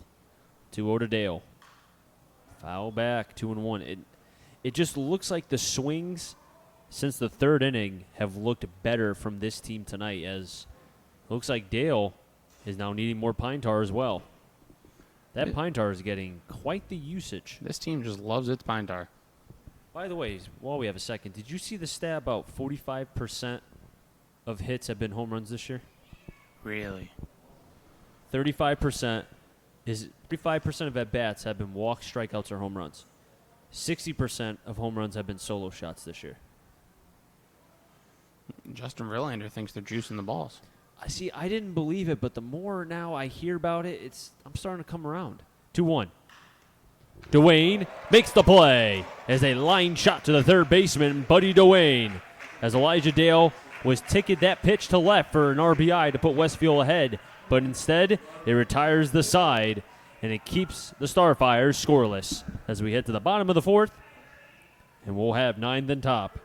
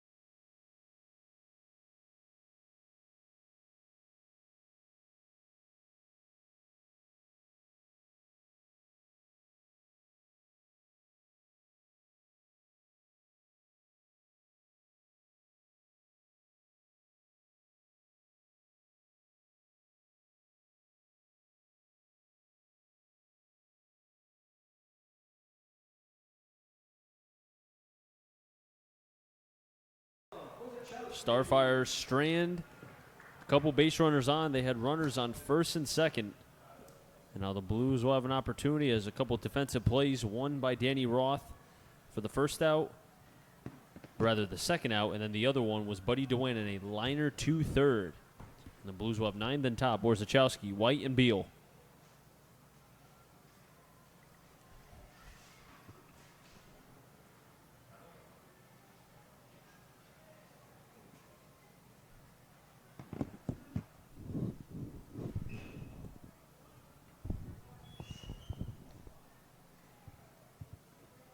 First pitch missing low for a ball. 1-0. Jeter still on the mound. Borzachowski takes the pitch, 1-1. Borzachowski had a hit and scored a run, one of the 3 runs for the Blues here. The 1-1. Foul tipped into the mid of Diacunto, 1-2. I wonder if Locke is going to come back out for the 5th.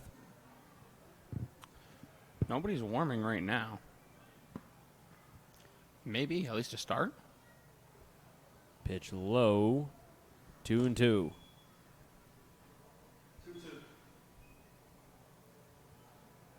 Orzechowski leading off here in the bottom of the fourth. Chase Jeter on the mound. Towards first, Ciccarelli will take it himself. Orzechowski hustling down first, but won't get there in time. Score that a 3, unassisted. And Austin White, with 1 out, will step up to the plate as he inscribes his mother's initials before stepping into the left-handed hitter's batter's box. And there was a nice article written in the Bristol Press about, not just that, but just, it speaks volumes about Austin White as a player. And he's shown his talent this year for sure. But, to speak of him as just a human being, first pitch outside, 1-0. Humble kid, nice, really represents the Blues, but also URI, I think, perfectly. 1-0. White takes the pitch 1-1. And I really do believe that. I understand the power's not there, and everyone loves the power as the game is moving towards power, but I think this kid has an opportunity to be able to be drafted and could maybe make a move somewhere in the minor leagues. Foul back. Because you have to think, as the count's 1-2, he's going to get bigger. He's going to get stronger. The rest of his game, I just see, as he calls time, I just see someone who has a chance at the next level. Yeah, I've only gotten a chance to speak to him once, and it was a very brief conversation. 1-2, towards short. Backhand play by Dale. Over to first, but not in time. He won't get the speedy Austin White. Nice play, though, from the shortstop Elijah Dale, ranging over through the 5-5 hole. And that one time I spoke to Austin White. Very nice. Just a great young man. Great ball player, but a great young man as well. And that makes for a great combination. Christian Beal at the plate. He's flown out twice to right field. One of those times, though, allowed Austin White to tag up from second and get the third.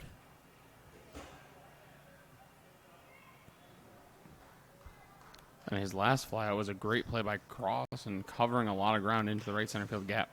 Over the mound. Will only be one play over to first. And a tag by Ciccarelli. And they're going to say that Christian Beal was safe, and Ciccarelli thought that he tagged Beal as the second baseman Murphy made the throw to first. But before we finish that topic, we're going to see the home plate umpire, and they're going to say now that Beal's out.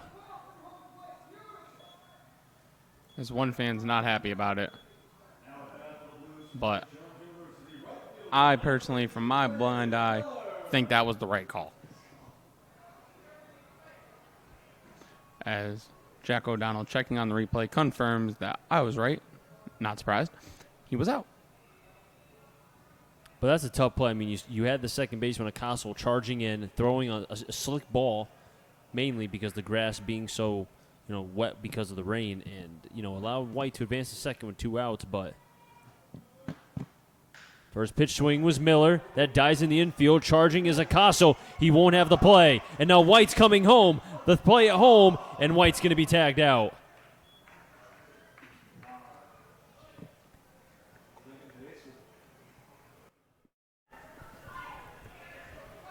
And I have some breaking news from the NBA. Russell Westbrook from the Oklahoma City Thunder has been traded to the Houston Rockets. That is going to be a blockbuster deal, as I just had to share that with you Blues fans, as we will get a new pitcher. We'll be back.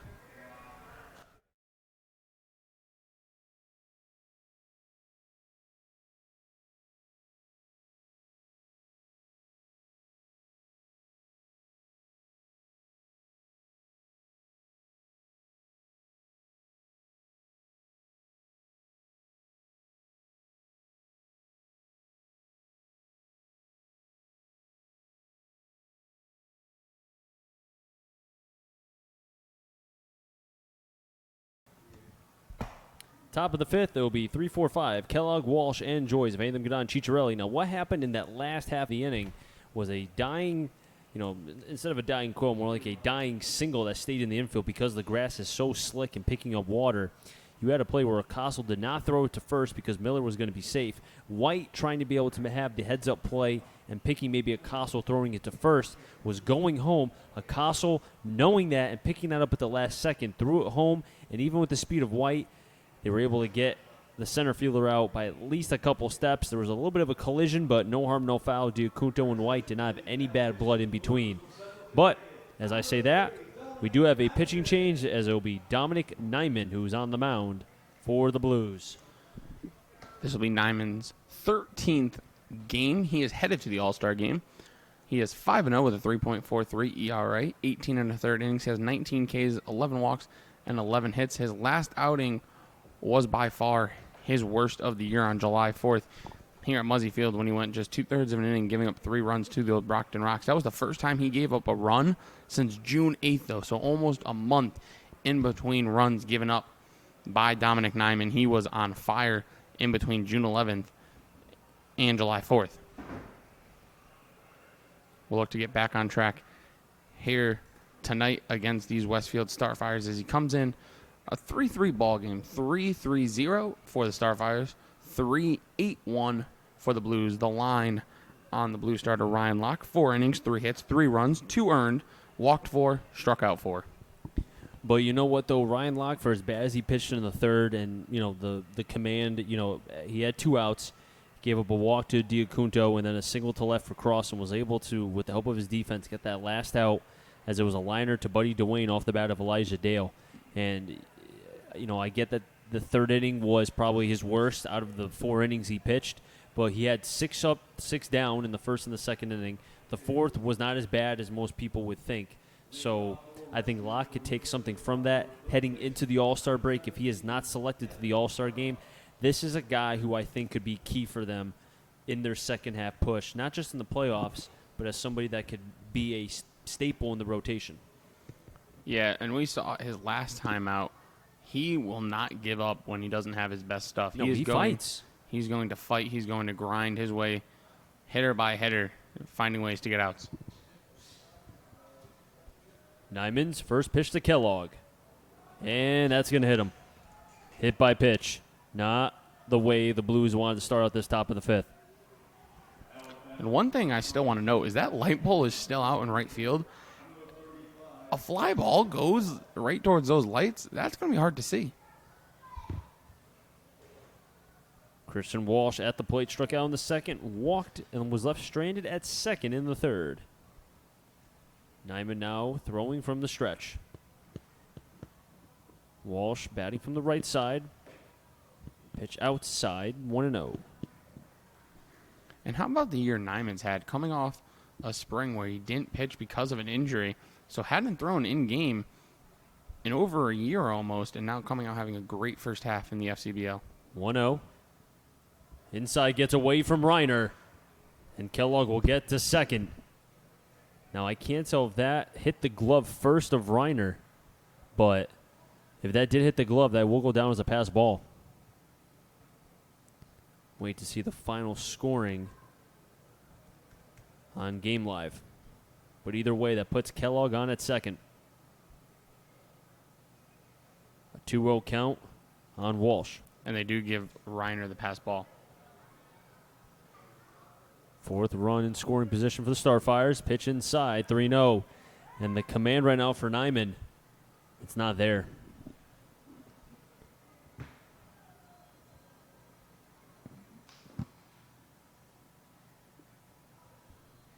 Thomas Joyce is on deck.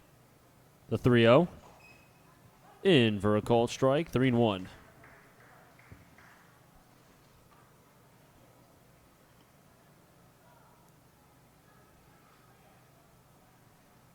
Throwback to second. Danny Roth will be covering the bag. The 3-1. Pulled. Foul. 3-2. Now, Westbrook to the Rockets. I still don't think they're, a championship team. I just don't see it. Way too analytical. You can't live and die by the 3 because, as you've seen, they've choked the last 2 years. I agree. They get rid of Chris Paul in that trade, so Paul... Breaking ball. Must have been high. Ball 4. And Nyman can't believe it. And neither can I. Well, that's what happens. Not throwing enough strikes. The home plate umpire won't give that to you. But, you have left on left here. Thomas Joyce, who has been one of the better hitters for the Starfires and will be heading to Pittsfield as one of the 5 All-Stars selected from Westfield. with Ciccarelli on deck. Joyce walked his first time. Pulls the bunt, but the curveball's high and had to get away 1-0. So now I wonder if Chris Paul stays on the Thunder for the year or if he gets traded again. And who said the NBA season was over? The offseason is the best part of the NBA. Pitch outside, 2-0, and Nyman cannot find the strike zone. As now Buddy Dwayne, all-star to all-star, going out to talk with his left-hander. And those are two big young men on the mound.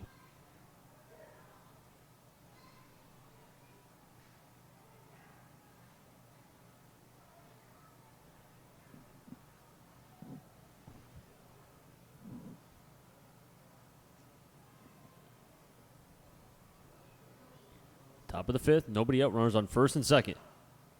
Fastball outside, 3-0. As this can get ugly really quick. Nyman's one pitch away from loading the bases. Hit by pitch, walk, and a 3-0 count to Joyce. Joyce wearing no batting gloves. Fires in the 3-0, low for a ball, back-to-back walks. And now Nick Riscotti going out to talk. Nick Riscotti, a former left-handed pitcher himself from Eastern, talking with his left-hander, Dominic Nyman, lefty on lefty.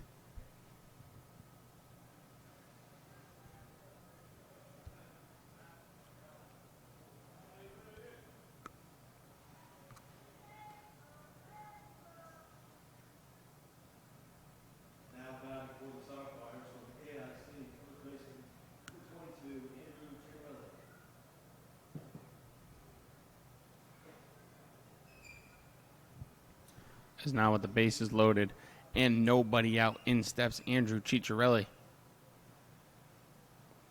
The big right-handed bat. Tommy Hughes warming up in the bullpen for the Blues. Ciccarelli, a dangerous hitter, can hit a granny with one swing.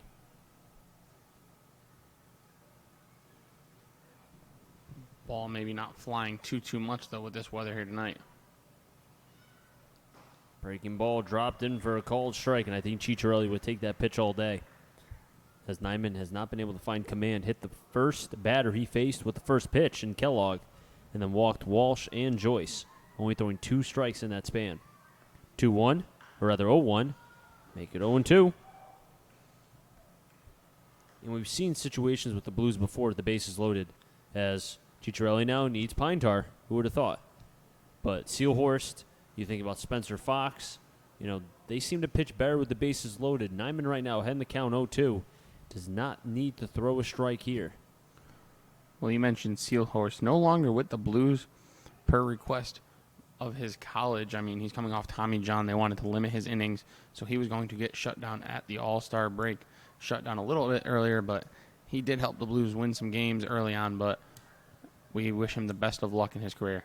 0-2, over to third, and that'll stay fair. All the way to left field, that'll score 1. Here comes the second run. Joyce will stay at third. Throw comes in and gets away from Nyman. And now Joyce, he'll score. As Ciccarelli will get to third, a bases clearing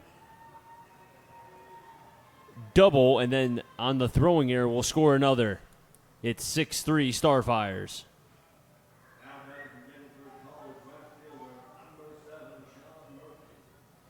Well, you mentioned the double and then the error. Only 2 RBIs will go to Ciccarelli on that one. 3 runs do score, however. And that's the first hit in this inning alone. So that gives the Blues their second error tonight. And 2 RBIs for Ciccarelli. Foul tipped off the mid of Reiner. 0-1 on Sean Murphy. Murphy has struck out in both at bats as Reiner will come out to talk to his left-hander. Still nobody out.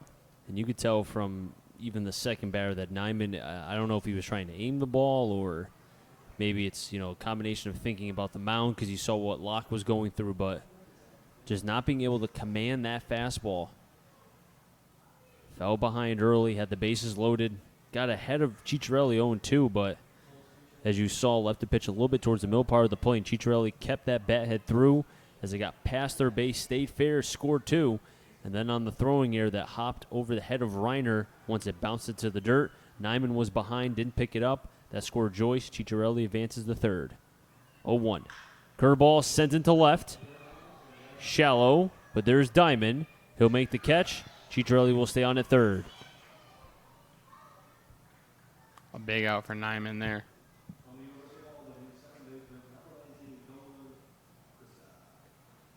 Dolan Acoso is at the plate.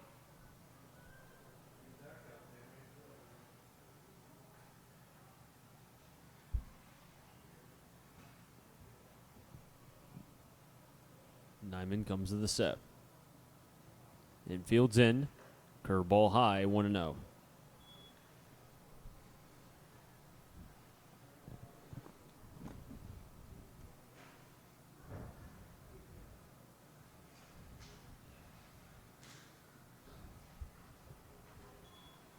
Starfires with 2 hits in the third, 1 hit in the fourth, and now 1 hit here in the fifth, after going up, 6 down in the first and the second inning. The 2-0. Call the strike, 2-1. Starfires have also scored 3 runs in 2 innings, 3 in the third, 3 here in the fifth. And have Chicharelli standing on at third. The infield now goes back a step. 3-1. Diacunto is on deck. Acoso with a 3-1 count. Looking for his 4th RBI. Breaking ball back to Nyman. Play at home. Thought about it for a second, but was able to recover. And I don't know if he saw Chicharelli coming from third. His first motion was to go to first, but gets Chicharelli at home plate and keeps the score 6-3. Well, I think Nyman didn't realize that there was still 1 out, so he kind of hesitated a little bit. And then once he realized, oh, snap, only 1 out, let's get the out at home, makes the throw to Reiner. Reiner applies the tag on Chicharelli. And just like that, they're not away from escaping the inning. Diacunto takes the pitch inside, 1-0, and we've been saying that a lot in this half inning. A lot of 1-0 counts. And it's hard as a pitcher to be able to fight back when you're down 1-0. Even a Starfires lineup who you've seen, when they can get on, throw back to first. He's got to be careful, Nyman. Almost balked right there. Yeah, that was very questionable. Probably could have been called a balk. Hughes still warming up in the bullpen for the Blues. The 1-0. Popped him up. Right center. White. Roth. Roth can't find it. But there's Miller in right field to make the catch. But the Starfires do get 3 runs on 1 hit, the double from Chicharelli, and on the throwing error that scored the 3rd run. And now the Blues are down as Westfield is up 6-3. As we head to the bottom of the 5th, we'll have 4, 5, 6, Dwayne, Reynolds, and Diamond when we come back.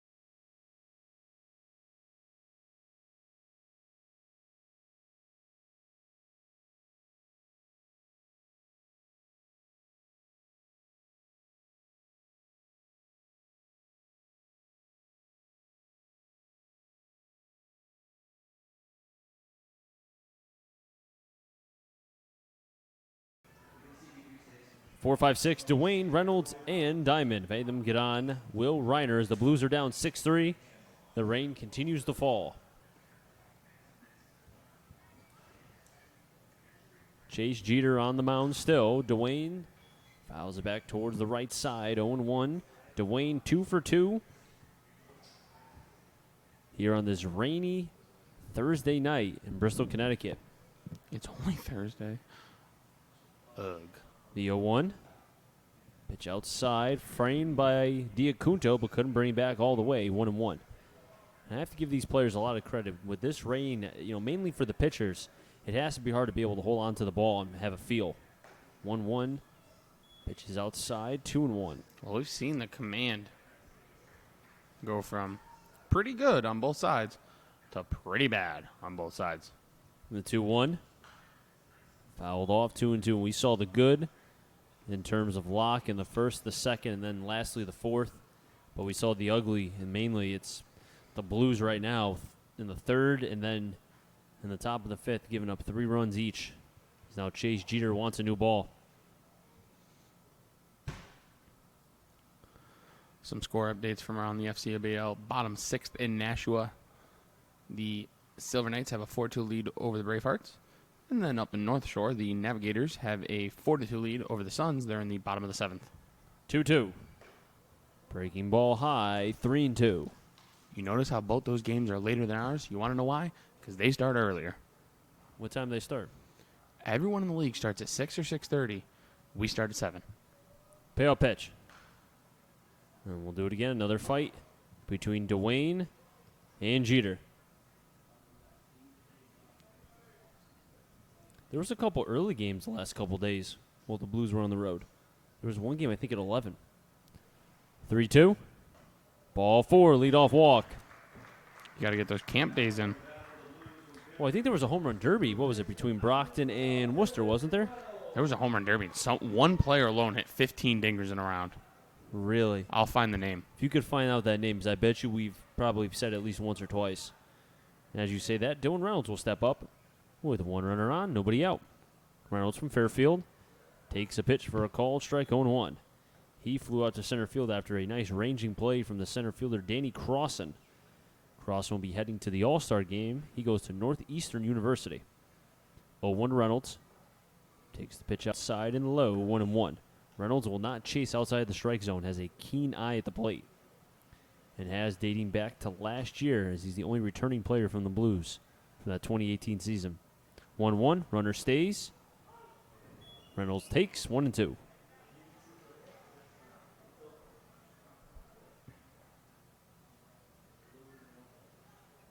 Jeter sets, fires. Chopper over to second, charging is a Castle. And it looks like the runner got in the way. That was Dwayne. And because of that, Reynolds will stay safe, and so will Dwayne. And you're going to have to give that an error on the second baseman.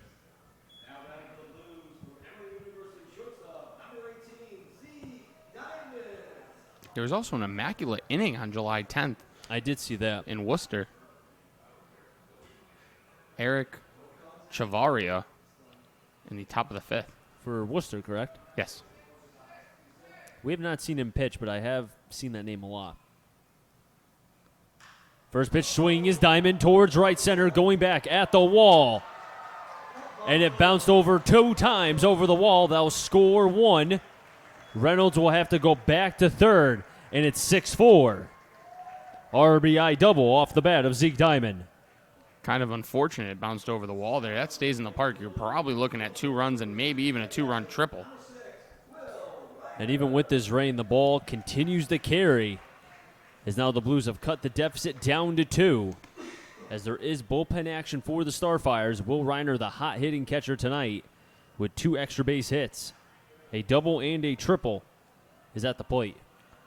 On July 9th, Worcester defeated Brockton 15-5 in the Derby. Paul Koumelis hit all 15 homers. First pitch high, 1-0. I don't think we've said that name. No, yes, we have. I remember that name. He was the first base. Remember, he went 5 for 5. Yeah. Him and Martin. He destroyed us. And it looks like he destroyed it again. 15 homers in a Derby. Wow. 1-0 to Reiner. Inside, 2-0. And this is where now You've seen the Blues now come back in various forms. 2 in the second, 1 in the third. Now they scored 1 here in the fifth. They had the bases loaded, but couldn't get a run in here. So they've had guys on the base paths. This team can hit. It's been proven. 2-0. High 3-0.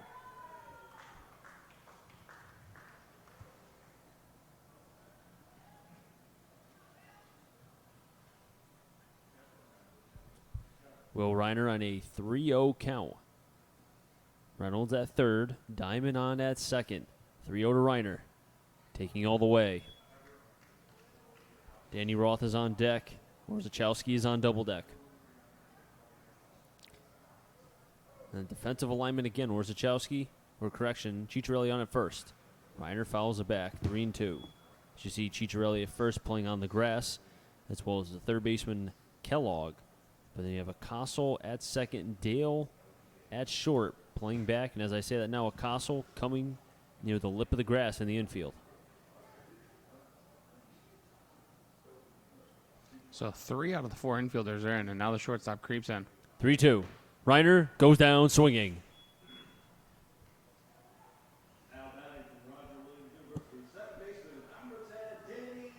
Five Ks for Chase Jeter tonight, and Danny Roth at the plate.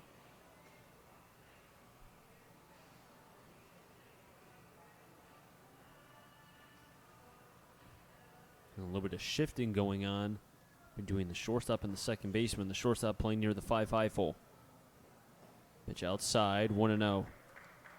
You have Acosta who's playing normal second base depth, but Elijah Dale almost playing near the 5-5 hole.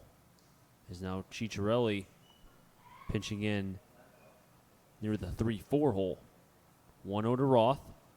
Takes the breaking ball for a called strike, 1-1. Warzachowski's on deck. Blues with a run, a hit so far. Down 6-4. The 1-1. Pitch inside, 2-1. And why these runs are so important is because as the rain continues to fall, all it takes is one slip, and the umpires will say, we got to at least call time here. 2-1. Roth fouls it back, 2-2. In the forecast I'm looking at, this rain is not stopping anytime soon. So if you're the Blues, you at least want to tie this game. Have not seen torrential yet, though, which is a good sign. 2-2 to Roth. Towards third. Kellogg looking, throws it to first and gets the out. And has to keep the runners on third and second.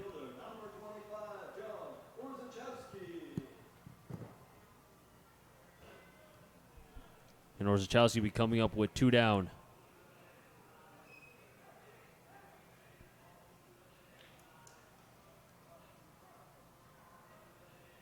You could tell that ball kind of died in the infield, too, as Kellogg had time to, double clutch on that. And even then, the ball was starting to go up because of how slippery the ball is. Warzachowski swings at the first pitch and fouls it back.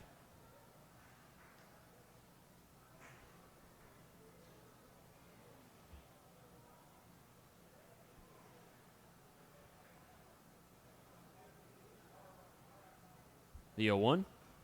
Outside, 1-1.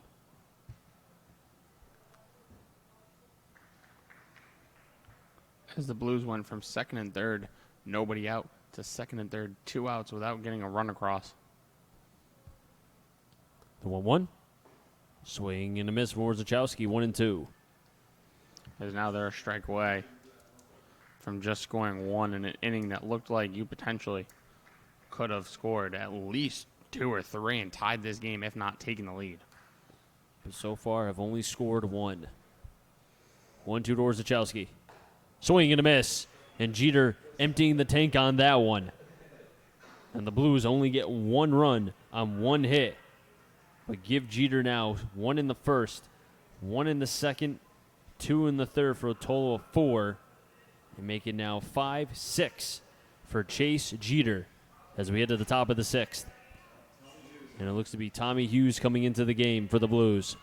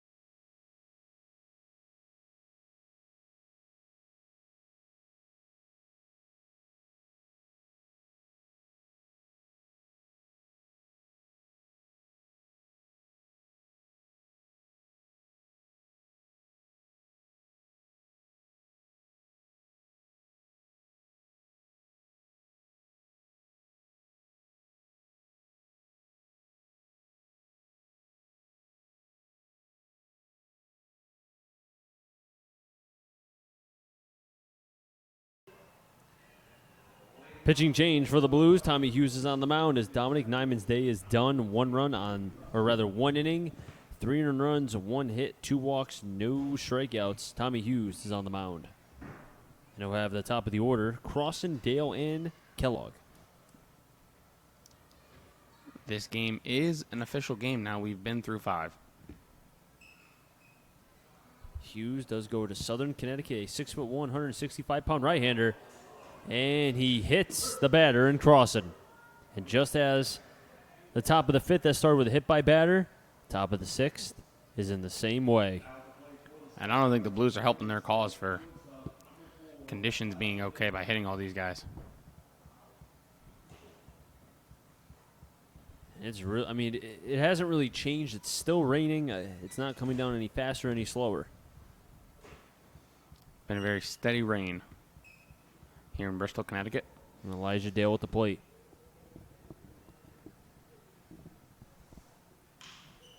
Towards the right side. Can they turn 2? There's 1 on to first. Not in time. They do get the force out. Crossan will be out. Dale will advance on the fielder's choice. And Devin Kellogg from the University of Hartford is stepping up to the plate. He's the one that was hit by the pitch to lead off the top half of the 5th inning against Dominic Nyman. Kellogg with 1 run so far in 2 at-bats.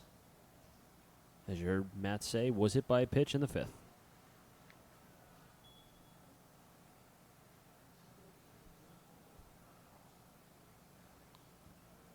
Hughes to go to Goodwin Tech here in Connecticut. Was a 5'3" freshman, has now grown to over 6 foot. Curveball high, 2-0. I give a pitcher credit if he could spin a breaking ball in this weather because it has to be difficult.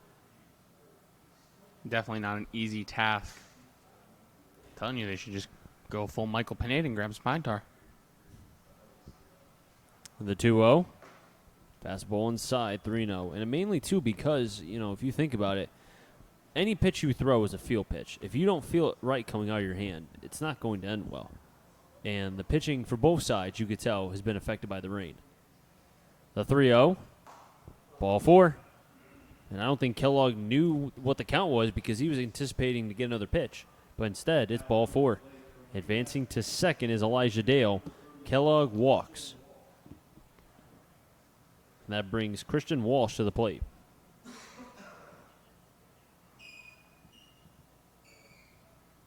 As the one player that's on the top step right now is Ryan Locke. And I can only imagine what's going through his head right now. First pitch, curveball in for a called strike, 0-1 on Walsh. Thomas Joyce on deck.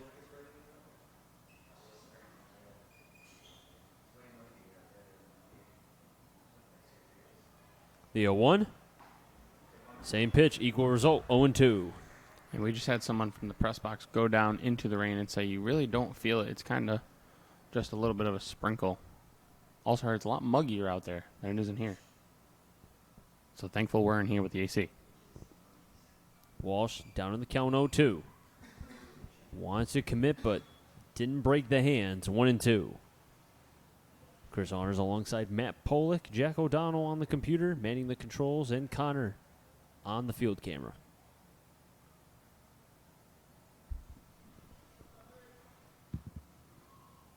One, 2. Curveball that didn't curve, 2-2.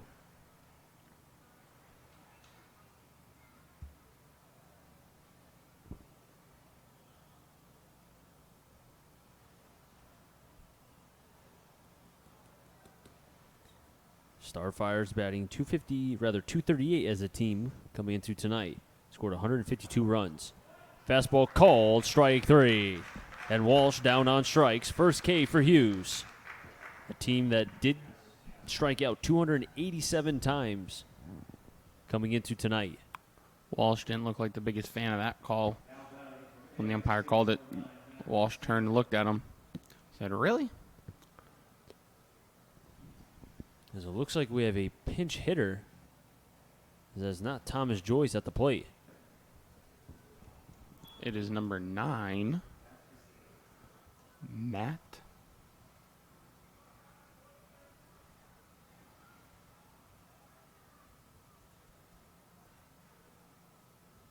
As Matt Costanza.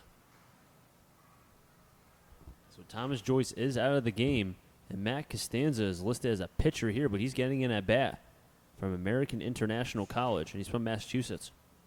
Batting from the left side, swings at the pitch, and fouls it back. 1-1. Well, he does have some hitting stats. 1 for 9 Okay, so at least he's been hitting, though. with a couple walks. It's a 111 average. He's also pitching to a 1.68 ERA.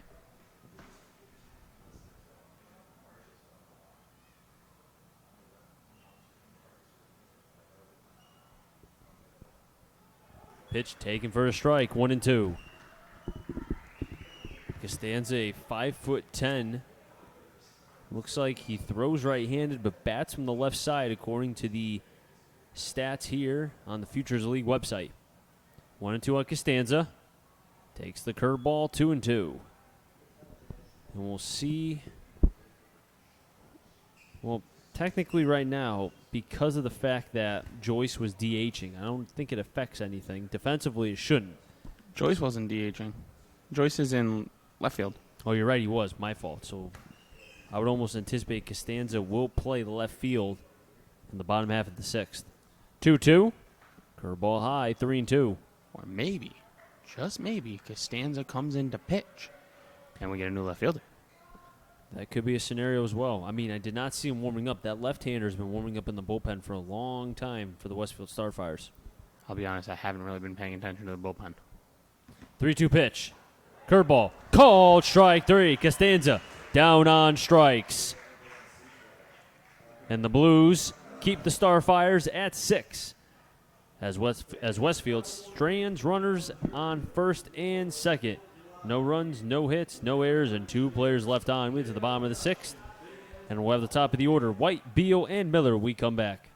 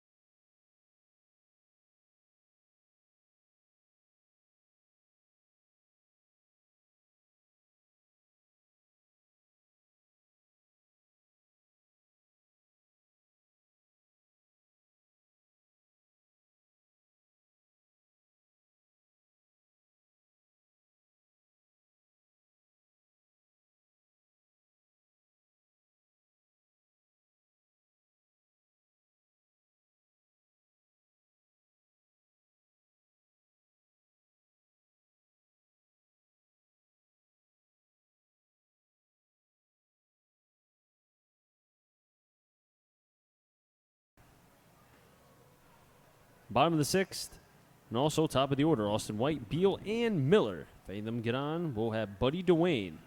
And a new pitcher for the Starfires as Chase Jeter's day is done. 5 innings, 4 runs, 9 hits, 6 Ks, 2 walks. And the new pitcher is a former Blue, Pat Hannon, with an 0-0 record, a 9.44 ERA. This will be his 11th game appeared in. He has 1 save He has 13 and a third innings pitched. He's stricken out 14, walked 6, and given up 20 hits. As Austin White will have the opportunity to face this former Blue. His last outing came yesterday against the Blues. Or 2 nights ago, I'm sorry. First pitch to White, inverted strike, 0-1. 2 nights ago against the Blues. All day I've been thinking today's July 10th. He went an inning and a third, giving up 3 runs on 4 hits, 2 walks. Cannon comes to the set high, the 0-1. Curveball that didn't break down, or actually might have been the slider, but either way, 1-1 is the count. White with 2 hits, 2 RBIs, and 1 walk. As the rain, as we've said since the 3rd inning, falling down here in Muzzy Field, but not hard enough, as the game, at least right now, is still being played between the Blues and the Starfires. Blues down by 2. Scored a run in the 5th, but then left 2 runners on base. 1-1 to White. Call the strike, 1-2. Blues scored 2 in the 2nd, 1 in the 3rd, 1 in the 5th for a total of 4. Starfires scored 3 runs in 2 innings, 1 in the top of the 3rd, and then another 3 in the top of the 5th. 1-2 to White. Off the hands towards short. Dale scoops, fires, and throws a missile over to first. Nice play by Dale to get the hustling Austin White, who runs very well down that first base line. And Christian Beal, who's a big 0 for right now, 0 for 3. As both he, Reiner, and the starting pitcher for tonight, Ryan Locke, trying to be able to get themselves into the All-Star game, which will be on Tuesday up at Pittsfield. As the last time we checked, Christian Beal was the leading Bristol Blue with 15% of the vote.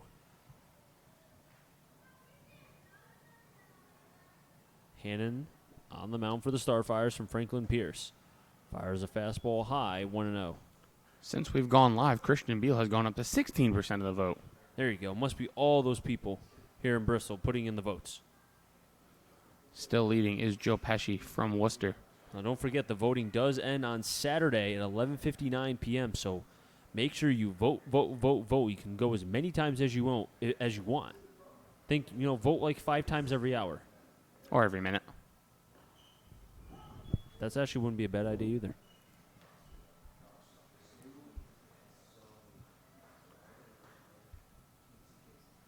Pat Hannon gets the sign from Diacunto. The 1-1. Beal laces that one back to Dale and then off of his glove as it gets into left field. Beal will be on first.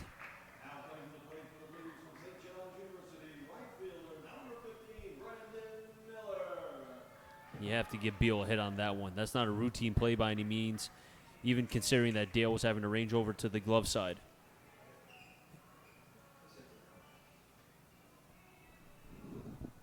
And that does give Beal his first hit tonight.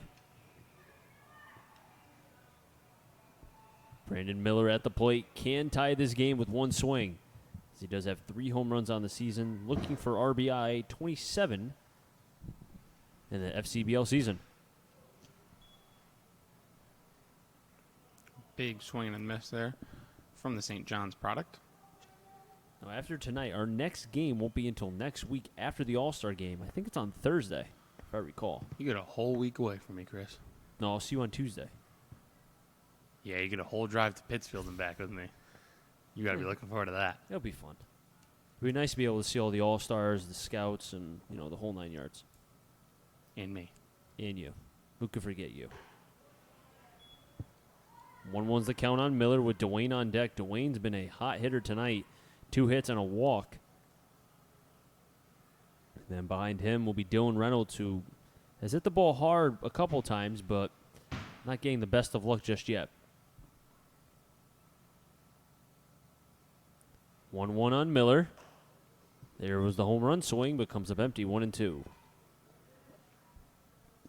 Miller swinging like he's trying to tie this game in the bottom half of the 6th here. The All-Stars for the Blues: White, Upton, Miller, Diamond, Dwayne, and then Nyman, Nowak, and Fiello. a healthy representation of the Blues will be in Pittsfield, with a chance for one more in the fan vote. 1-2. Checked his swing. Did he go? And the home plate umpire will say, yes, he did. A K for Hannon. And Buddy Dwayne will be stepping up with 2 down.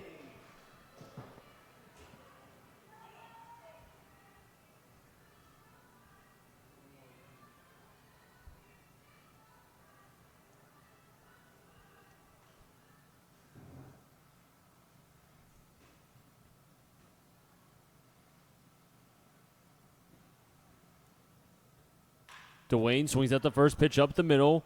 Dale ranges over and tosses it to the second baseman, Acosta, for the third and final out. So the Blues strand 1 runner on, no runs, one hit, no errors, and 1 player left on base. Top of the 7th. Westfield will have in the order 6, 7, and 8. Ciccarelli, Murphy, and Acosta when we come back.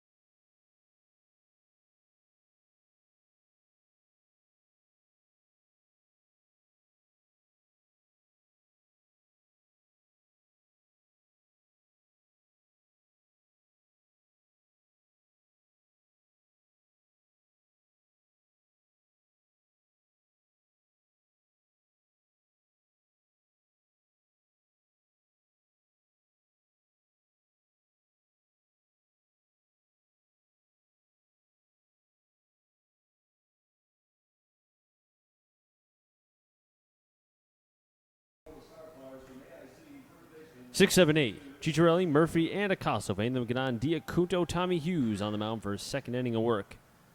Did get 2 Ks in his top half of the 6th. Starfires lead 6-4. 6-4 and 1 for Westfield. 4-10 and 2 for the Blues. Blues have stranded runners in every inning thus far, from the 1st all the way until the 6th. And they're out hitting right now, the Starfires, 10-4. Breaking ball drops it in for a strike, 0-1. On the big right-handed hitter, Andrew Ciccarelli. I wonder if he'll be in the home run derby on Tuesday. It's a good question. I'm sure Kumulos will be. High for a ball, 1-1. And Kumulos is a new player, too. He hasn't been with the Bravehearts, I think, that long.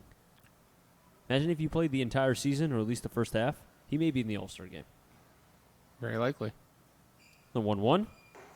Fastball high, 2-1. Ciccarelli, a 2 RBI double back in the 5th, and was able to advance the 3rd on the throw, throwing air by Orzechowski in left. Curveball just a tad high. Ciccarelli had to watch his lips, 3-1. As we've been told a couple times now, it's just a drizzle out there, but still very hard to get a grip on the ball, it seems. The 3-1. Curveball popped it up in the center. White takes a couple steps to his left, fighting the rain, and makes the play. 1 down.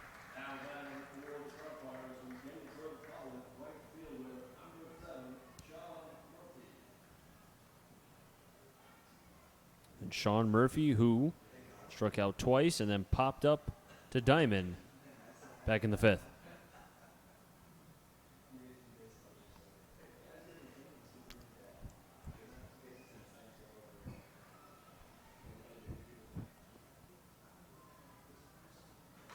Murphy swinging at the first pitch, fouls it back, 0-1.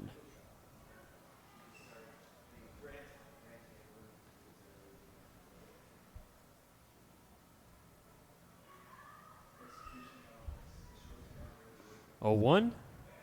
There's the hammer, 0-2. as it looks as if Hughes has almost found that curveball this inning better than he did last in his first inning of work. He's found the arm slide, and it looks like he's in a groove. The 0-2. Outside, that's a good waste pitch from Hughes. Got ahead 0-2. Maybe you can, see if you can get Murphy to chase.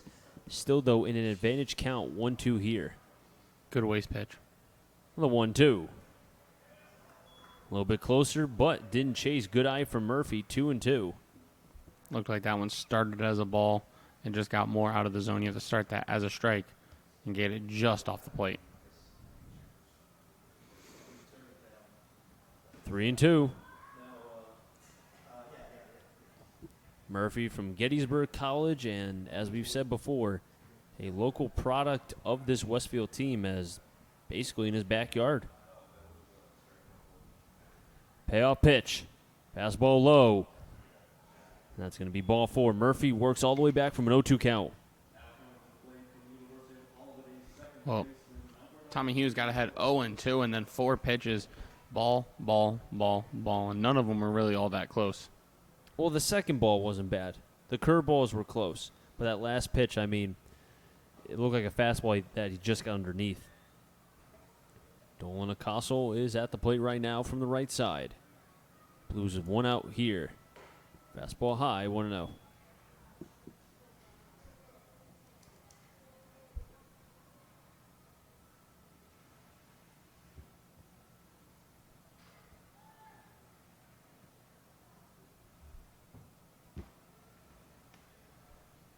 The 1-0. Runner's going, popped up. Reiner takes off his mask. There might be a play. And that could have been dangerous as he pushed what looked to have been the fencing. Or not the fencing, but the door. As our camera operator was hoping that it didn't hit the camera.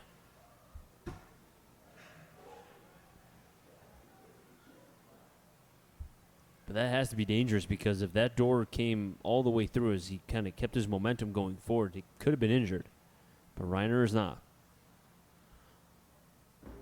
Diacunto is on deck. Hughes pauses, fires. Good takeover from the right-handed hitter Acosta. 2-1. Game started by Locke, went 4 innings, gave up 3 earned runs, 3 hits, 4 Ks, and 4 walks for the right-hander from Wagner College. The 2-1. Fastball high, 3-1. The home plate umpire sticking to that strike. That strike zone being very tight tonight.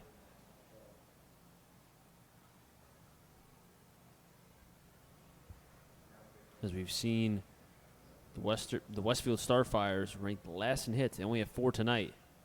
Low for a ball. Back-to-back walks for Tommy Hughes. And Will Reiner's going out to talk with his right-handed pitcher from Southern Connecticut. And it's the Blues have 10 hits. Westfield only has 4.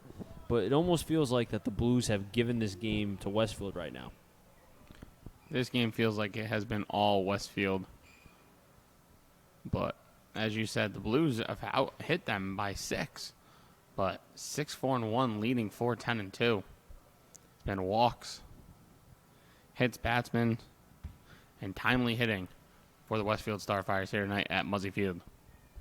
Walks, you got a couple errors sprinkled in, and it just seems like the Blues, who lead the series 5-1. Think about it. They could be 6-0 against this team, but they gave away what was, I think, a 9-2, 9-3 lead, and Westfield fought all the way back in the early stages of the season.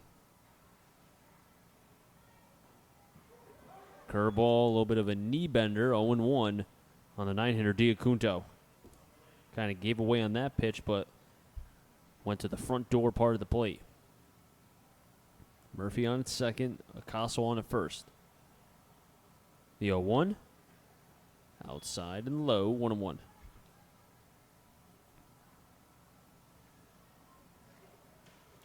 It's as bad as this inning looks right now for Tommy Hughes. He's just a ground ball away from getting out of this. And that's what he has to think, too.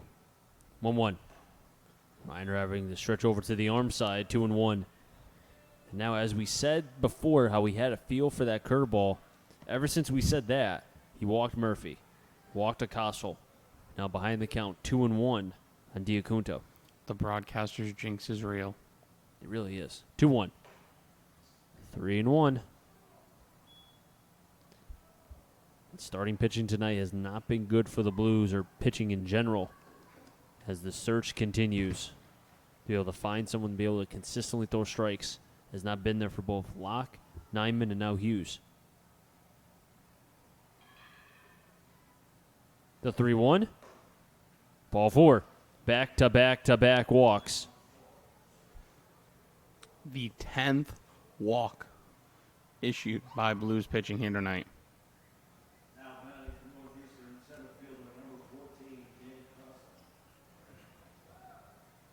And Danny Crossan stepping up to the plate now with the bases loaded. As it looks like somebody's running out to the bullpen. It is number 35, and that looks to be Sam Beadle from Keystone.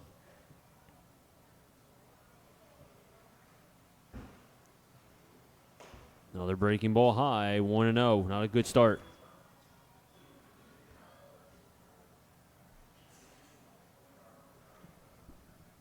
Hughes sets the 1-0. Hot shot over to third. Dwayne tags third over to first, but it pulls Reynolds off the bag. As the runner was way out of the baseline, he thought the throw was going to be made. He was on the infield grass. As now Zeke Diamond saying, and the umpire's going to call him out. And now the inning's over. That's the last out. That's the third out. That's he tagged 3 third. outs. Wait. No, he was the runner that was forced out. Wait, hold on. That was the runner that was forced out. That's number 13. No, 19. So that's the third out. No, he was the one that was forced out at Because third. Murphy scored. You're right. Yep. Murphy scored. I don't know why he got back to the bases if he wasn't out by 25 feet and threw us all off. You're not okay for that. That does give the Westfield Starfires the 7th run as the first pitch is inside and in. 1-0 on Dale. So interesting little play that happened there. Dwayne tagged the base and got the out at third, but does give Westfield their 7th run. As the walks continuing to bite the Blues here, as you said, 10 walks by Blues pitching tonight? And behind the count, 2-0, is Hughes on Elijah Dale from Kansas State University. And the walks hurting the Blues tonight. Curveball high, 3-0. Devin Kellogg is on deck.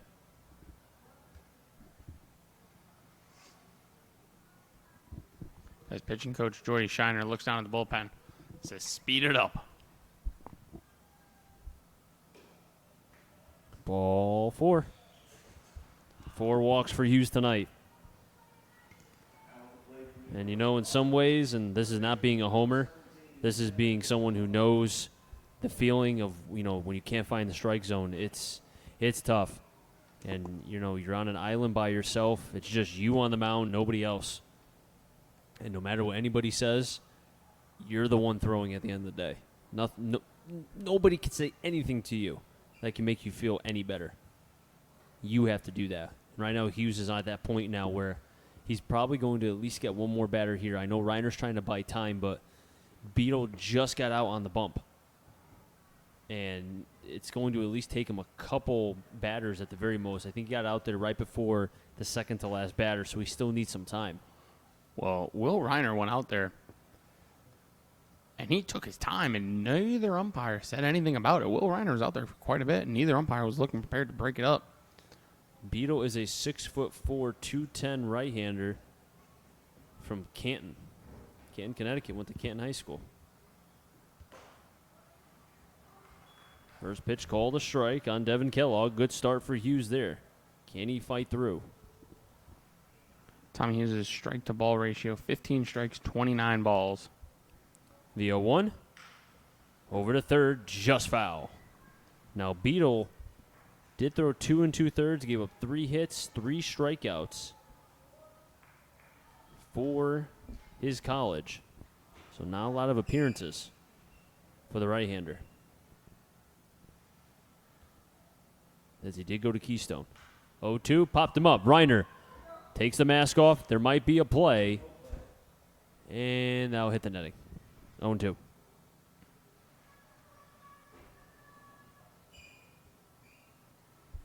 And as we've said, there was Christian Seelhorst who had to be shut down because of his Tommy John surgery. And he was just getting innings here in the FCBL, so because of him leaving right before the All-Star break, left the roster spot open. And looks to be Beetle, who now will have an opportunity here to be able to pitch. Bases loaded, 2 outs. 0-2 count on Kellogg. Uses pitch. Curveball. Foul tipped into the mitt for a cold strike 3. So Hughes does give up 1, gets the K, his 3rd tonight. But the Blues now down as it's 7-4. Now it's time to stretch here at Muzzy Field.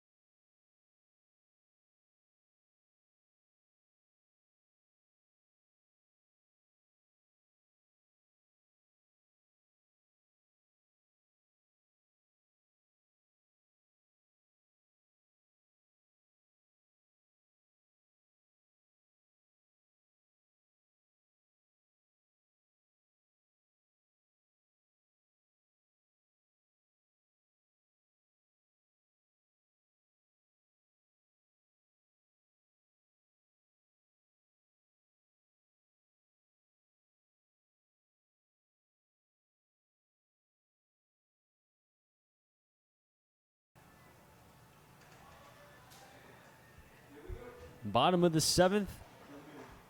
It will be 5, 6, 7. Reynolds, Diamond, and Reiner. If anything got on, Roth. And the Blues did give up a run as Tommy Hughes had a hard time finding the strike zone. And because of that earned run, or rather run in general, it gives them now a 7-4 Westfield lead over the Bristol Blues. As Westfield is up, as I currently said, 7-4 and 1. Apologize for the laughter. My partner came running in here right before the half inning as he had to go to the bathroom. But got here just in time for the first pitch. As Reynolds takes for a ball, 1-0. I told you guys, don't worry, I have this. A little out of breath, but we're here. You're here. That's great. I'm glad. I don't want to see any of you get hurt, though. That's the most important thing. I'm an elite athlete. 1-0 Reynolds, 2-0. 7-4 and 1 for Westfield, 4-10 and 2 for the Blues.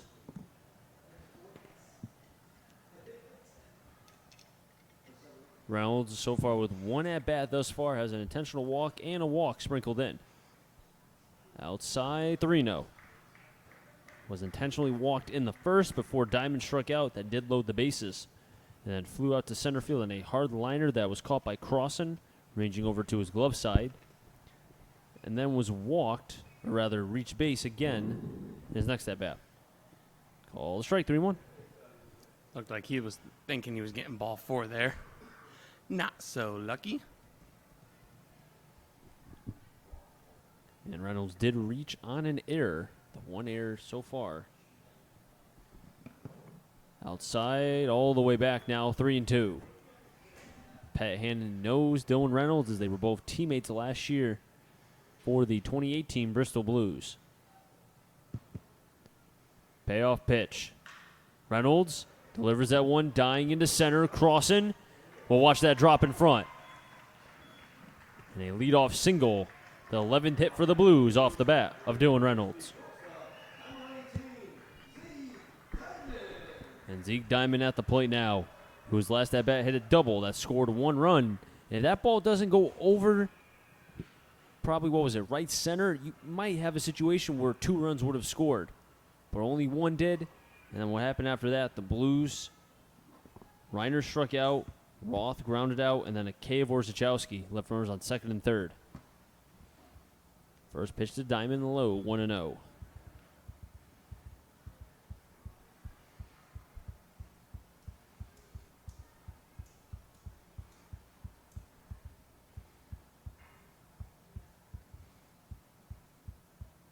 One 0 count. 2-0.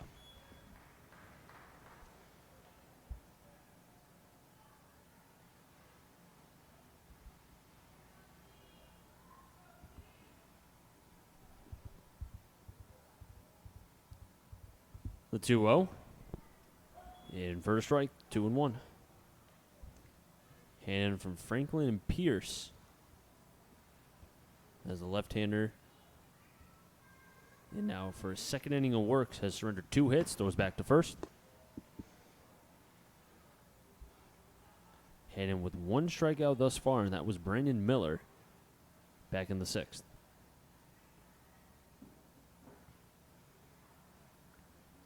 The 2-1. Chopper over to third. There's one over to first. In time for the out double play. 5-4-3.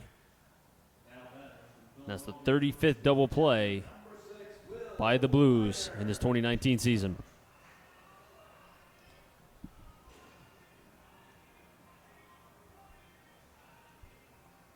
And Will Reiner at the plate right now, batting from the left side.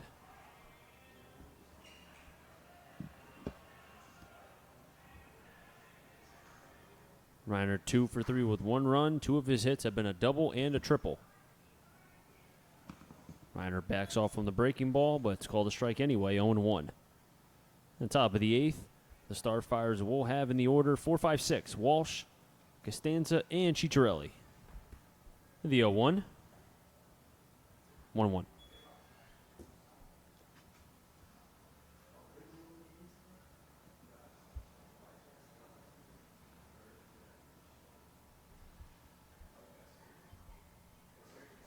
The 1-1. Fastball fired in but high as Pat Hannon wanted that strike call. And I think Ryan Locke, who is still looking out in the dugout for the Blues, is probably saying the same thing. Hey, man, I had that same strike zone. Could not find it. The 2-1. 2-2.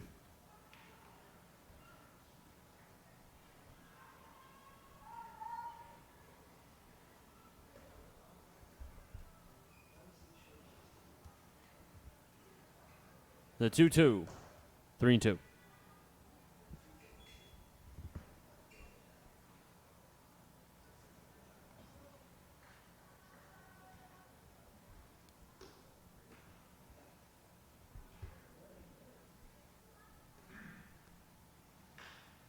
Chopper. Dale pauses. It's off his glove. Second error for Elijah Dale tonight. As Reiner will be on first because of the error. That gives now the Starfires with 77 errors as they had a .937 fielding percentage coming into Muzzy Field tonight.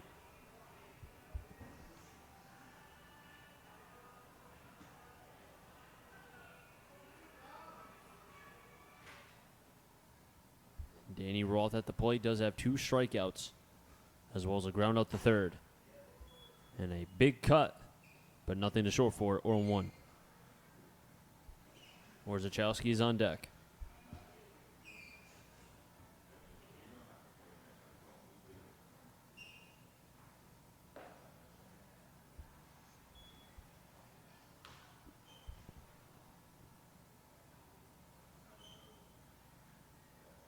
Roth batting .241 coming into this at bat. The 1-1. 1-2.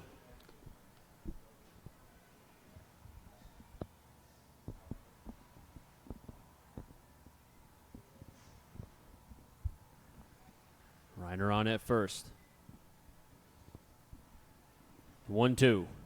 Swing and a miss. Roth goes down swinging. Diacunto has to complete the process to Ciccarelli for the strikeout. The second one for Hannon. And the third one for Roth tonight. So even after the error, nothing be able to show for it. No runs, 1 hit, 1 error, and 1 player left on. We head to the top of the 8th. And the Starfires will have 4, 5, 6. Walsh, Costanza, and Ciccarelli. We come back. Chris Saunders alongside Matt Pollock, Jack O'Donnell on the camera, as well as Connor on the field camera itself.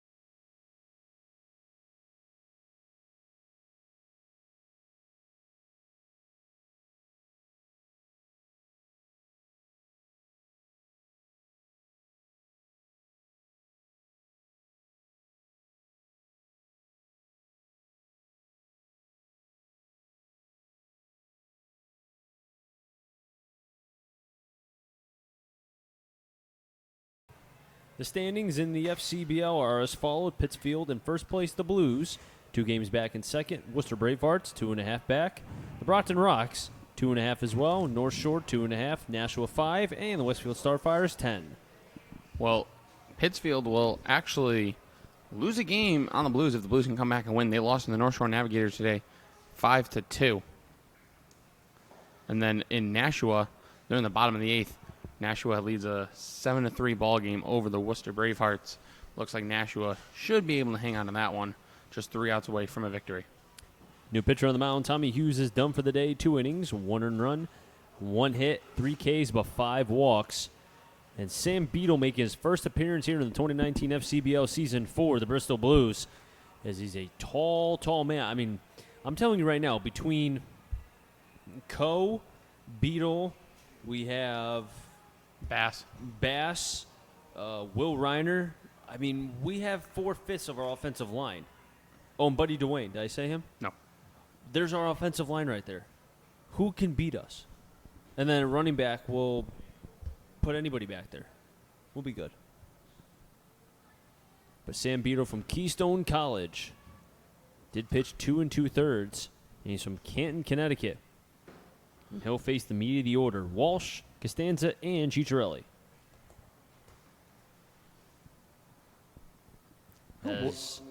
I mean, imagine being Will Reiner. Like, you've never caught this guy before, and this is the first time that you're meeting him, and you're saying, okay, hey, what do you throw? Yeah, hey, kid, nice to meet you. What do you throw? Like, oh, hey, nice, pleasure to meet you. Now, what exactly do you throw? And should I be scared? No, I'm just kidding. He goes to Villanova. He's not scared. And he also was a football player in high school, too, at hand.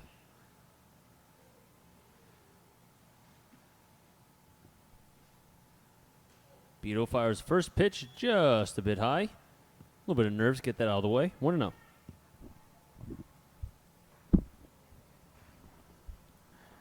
Top of the 8th inning here at Muzzy, 7-4-2 leads 4-11-2. The 1-0. 2-0. I just want to wish everybody a happy holiday today, 7-Eleven, free Slurpee day at 7-Eleven. I hope all of you went and enjoyed your free Slurpee. I did not. What a loser. I know, right? Shame on me. Shame, shame, shame. 2 on Walsh. Pops it up. High in the air. Diamond. And shallow left. And will make the play for the first out. And Beetle retires his first runner here tonight. As Costanza will be stepping up, wearing number 9, getting his second at-bat. I wonder why Joyce was taken out of this game. That's a very good question. I mean, it can't be because of the score, because at the time it was 6-4, now 7-4, but still. That is interesting, though. Breaking ball must have been high, 1-0. I wonder, maybe did he pull something? That could possibly be it, with the rain, and, I mean, who knows? The 1-0. Outside, 2-0, and Beatles even saying the same thing as every other pitcher tonight. Where is that, and why is not that called a strike? Well, this umpire has been incredibly consistent, so that I cannot fault him for. 3-0. But also, this plate is brown. You can barely see it, so maybe he should clean that off. This looks like another pitcher is warming up right now for the Blues. We are on the top of the 8th. First out recorded. Pop up from Walsh, and then Costanza with a 3-0 count. As it looks like a ball got into, looks like left field. Off the catcher of Loda, who's warming up the bullpen pitchers. 3-0. Ball 4. And another walk for Blues pitching.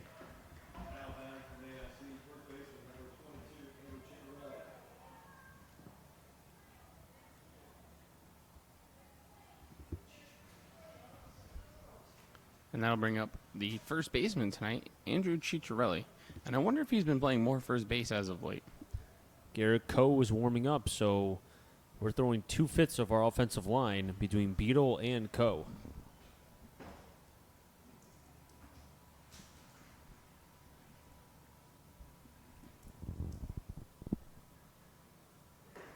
Spinner that didn't go down, 1-0.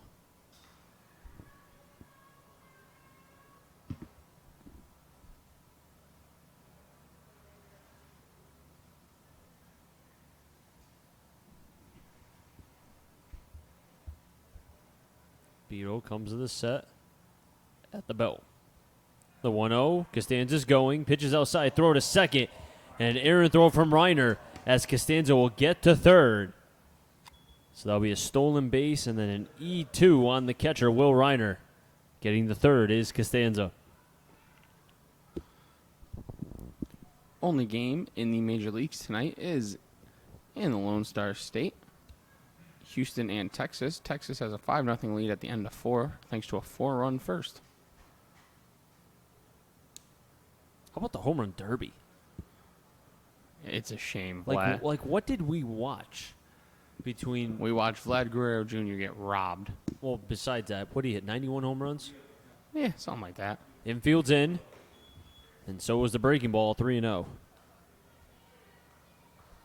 Murphy's on deck for the Westfield Starfires. They lead 7-4 over the Blues. 1 out here in the top of the 8th. Costanza's on third, was able to get there because of a stolen base, which he had stolen, and then an error by Reiner behind the plate. The 3-0. Ball 4. Reiner can't block it. And Costanza will score. It's a 4.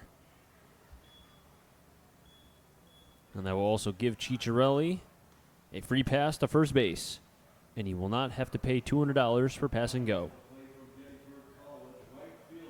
I love Monopoly. Are you good at it? That's the question. Yes.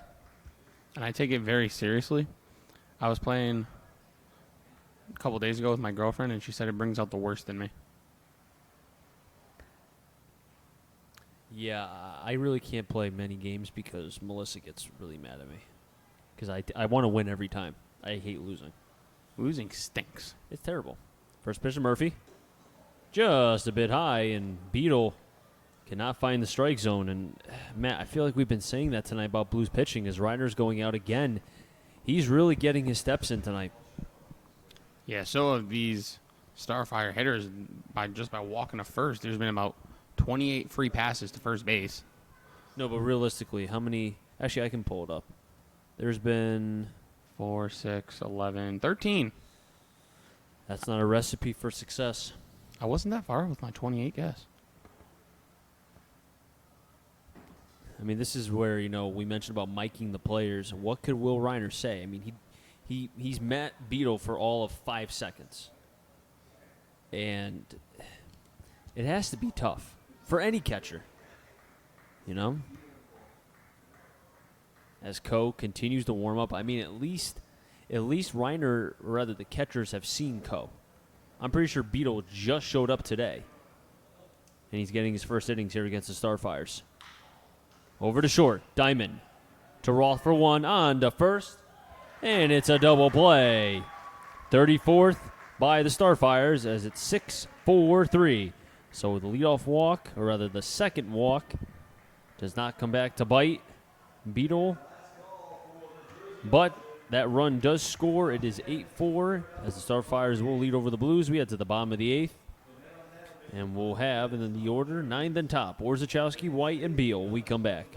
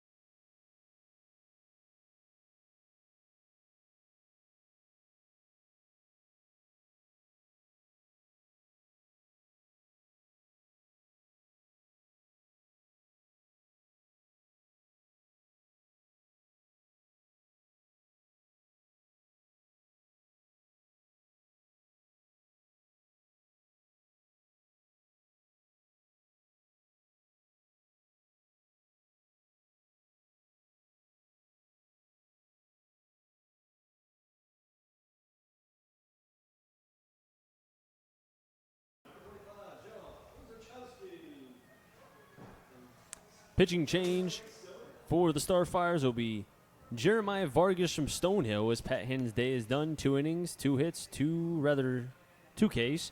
No walks, no earned runs. Vargas, as I said, from Stonehill, will be on the mound, has a 1.22 ERA and does not have a record. He'll be facing his teammate, Orzechowski. First pitch high, 1-0. And I'm sure that they've faced each other in live before, maybe once or twice. I'm sure they're not unfamiliar with each other. Foul back, 1-1, and I played with Vargas in what was my last year of Senior Legion for Waterbury. It was his first. And been pitching pretty well thus far. 7 and 3 innings thrown, 8 Ks, 4 walks, 3 hits. 1-1, high, 2-1, and kind of continuing what he did with Waterbury Legion. He was a very good pitcher even during that time when he was at Kennedy High School. Pitching to a 1.22 ERA. Foul back, 2-2. You weren't going to catch that. That's 2 in a row I would have caught. What are you talking about? What are you, Boston or something? Or New York? Dislike Boston. Never want to go there again in my life. I've been to Fenway. Imagine if the Yankees would have to play the Red Sox I hated it. in the playoffs again. Red Sox got to make the playoffs first. They could. 2-2. Just gets a piece of Orzechowski, 2-2. They could. Mathematically, so could the Marlins. I got one word to describe the Red Sox bullpen. Terrible. Hey, but they're going after Zach Wheeler, though. That dude stinks. 2-2. Outside, 3-2. You know, I'm all for umpire consistency. But if you want to open up your zone a little bit, dude, I don't think I'd complain. Be a 3-2 count on Orzechowski. Towards left center. Crossan will be there, and will make the play for the first out. We're back up to the top with Austin White.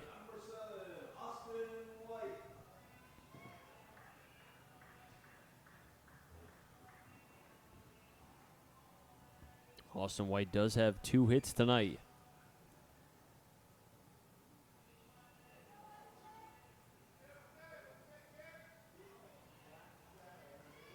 Austin White wearing number 7, batting from the left side from the University of Rhode Island. Will be heading to Pittsfield on Tuesday. Takes a fastball high and in, 1-0. Kind of brushing off Austin White. The Blues 18-15, the Starfires 11-24. The 1-0. Inverted strike, 1-1. Blues lead the season series 5-1, but if it stays as is, it'll be 5-2. Starfires will improve to 12-24. Outside, 2-1. The Blues' upcoming schedule, they had the off day yesterday, their first in quite some time.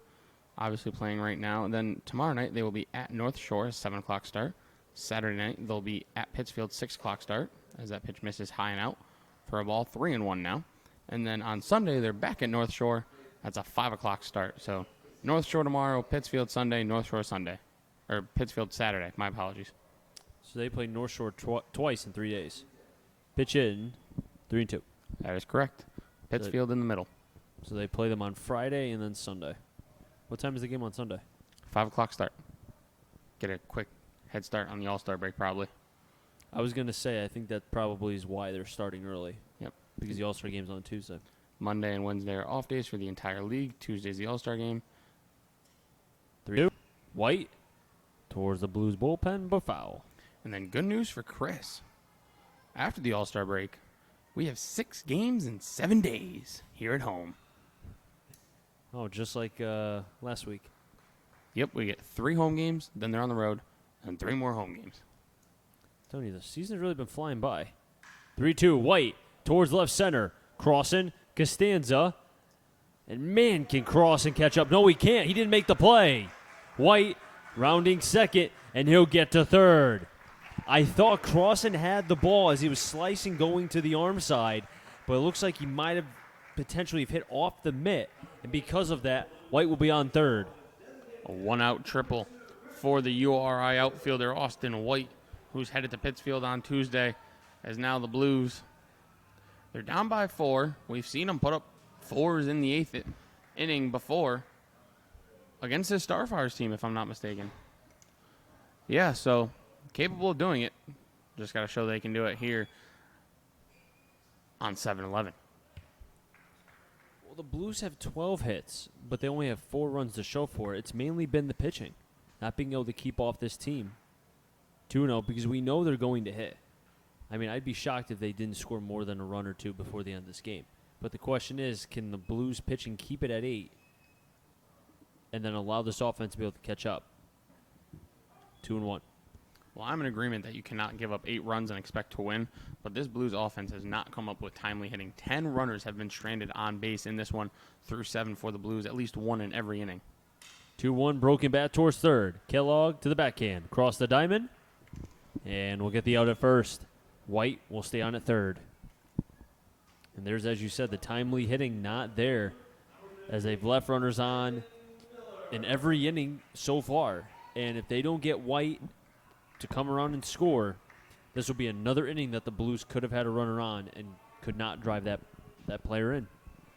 And it's not even like you need big hits. I mean, they've had, I remember one inning was second and third, nobody out, and then second and third, 1 out. Second and third, 2 outs. So you needed a sac fly there. You didn't get it. Runner on third here, less than 2 outs. Again, didn't get a sac fly. So it's not even like you need that big hit. You just need productive outs, and the Blues have just not have had that tonight.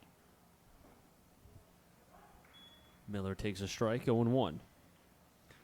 Miller does have 1 hit and 4 at-bats, but also a strikeout. Batting average is at .374. 0-1. 1-1. Miller from St. John's, wearing number 15. Jeremiah Vargas is on the mound for Westfield. The 1-1. And that hits Miller in the front. Look to be the front leg as Miller will gimp over to first.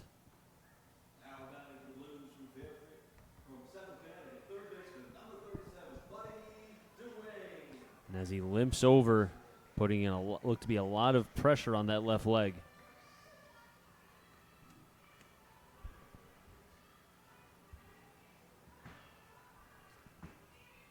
And that could not feel good.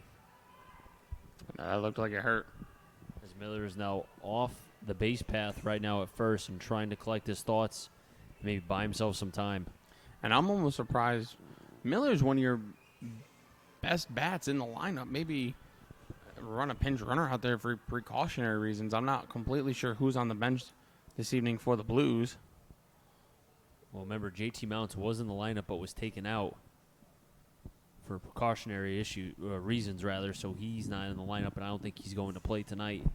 So maybe Parker upped him, but again, he's not in the lineup maybe because to give him a day off. Buddy Dwayne is at the plate. Takes a strike, 0-1. Dwayne does have 2 hits in his first 2 at-bats, and then walked in the 5th, and then grounded out to the shortstop, Elijah Dale, in the 6th. The 0-1. Both Schneider and Upton are on tonight's lineup card. Maybe Schneider might be the first one.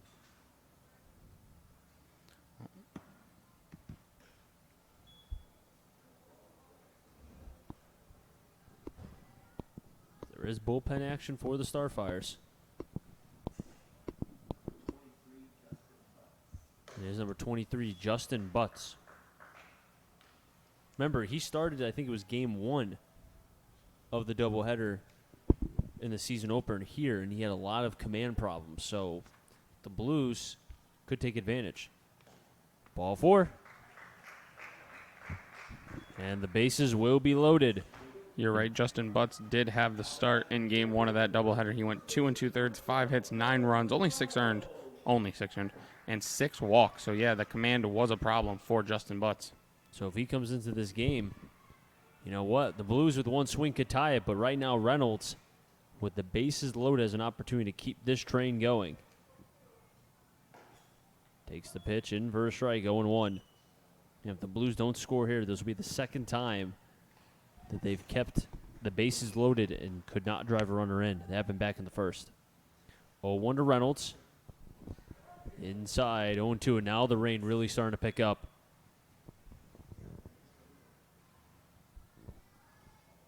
And the Blues running out of precious time. 0-2. Back to Vargas. Athletic play. And flicks it over to first for the final out.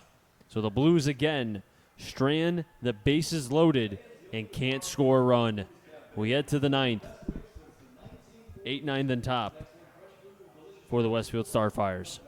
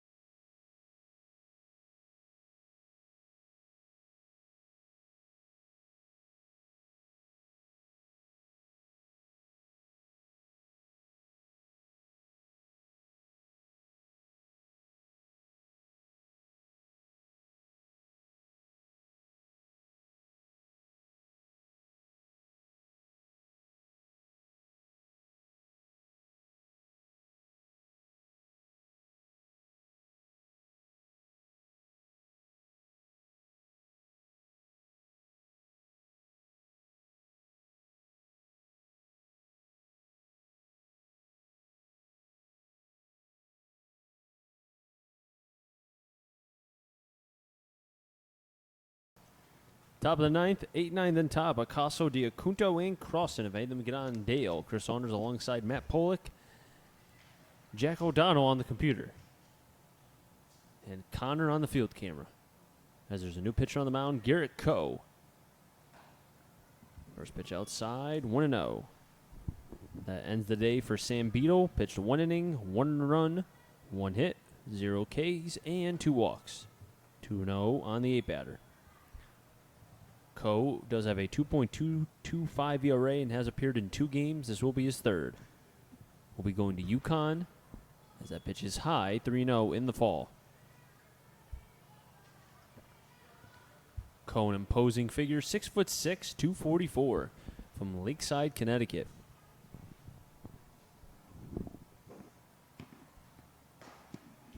And first strike, 3-1.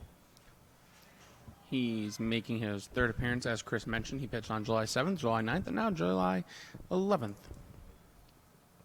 The 3-1. High for a ball. As we've said tonight, the walks and walks and more walks. But looking at the Blues lineup, it almost looks like what happened in their last game against the Starfires team. You have White with 3 hits. You have Dwayne with 2 hits. You have Reiner with 2 hits. You have guys sprinkled in. I mean, 3 of your 9 batters have 3 hits, have 2 hits or more. In the game against the Starfires, they had 5 guys with over 2 hits. So pretty close to the same as before. Pitch inside, 1-0 to the 9-batter Diacunto. But it's been, as we've said tonight, the walks have really put this team behind the 8 ball. The 1-0. Foul back, 1-1. It's up to 14 walks. I wanted to make sure I did my math right. It's been a long night here at Muzzy Field. But yes, 14 walks.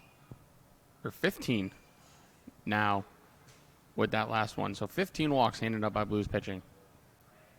The 1-1. Inside, 2-1. And we didn't think we'd get this game in the way the weather forecast looked. But, I don't want to make excuses. You have to be able to pitch through any element. And I know the home plate umpires had a tight zone. The weather has not been a factor, but typically not everything is going to be picture perfect when you pitch. 2-1.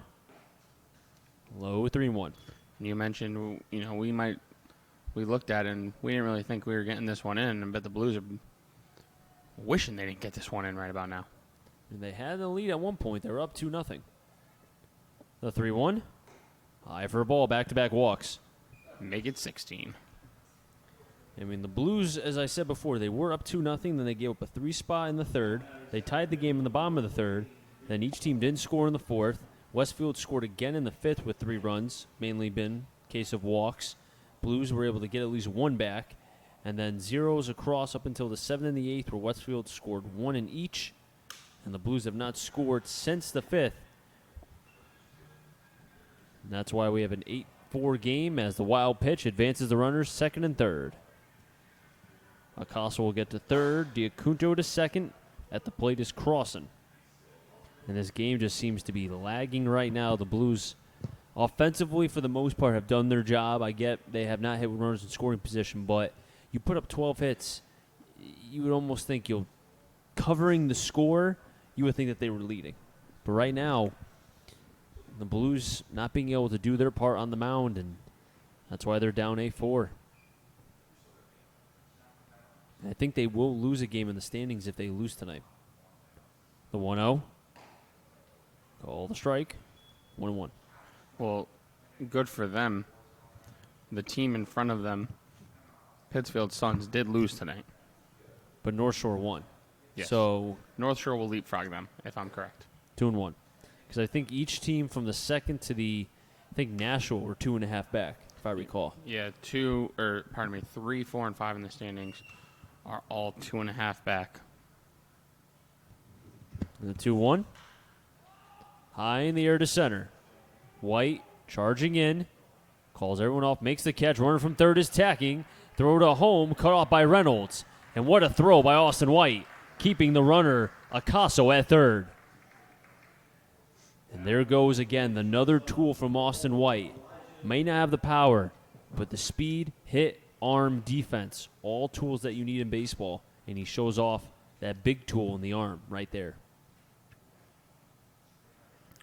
One center fielder flies out to another. Crossan didn't get that one deep enough to score the run, as the Starfires look to add a little bit more insurance on their 4-run lead here in the ninth.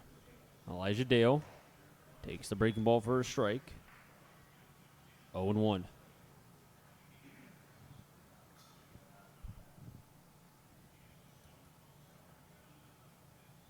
The 0-1. 0-2, and Garrett Coe finding the strike zone against Dale. He's probably saying to himself, if you find the strike zone against me. He just wants to join the walk parade. Infield is in. The 0-2. Way outside, 1-2. And the Blues' entire infield is in. They will go home with a grounder, it looks like. Blues have used 5 pitchers, Coe being the 5th. The 1-2. Just gets a piece, does Dale. And then you look at the Starfires. They've used only 3. The starting pitcher, Chase Jeter, I should say.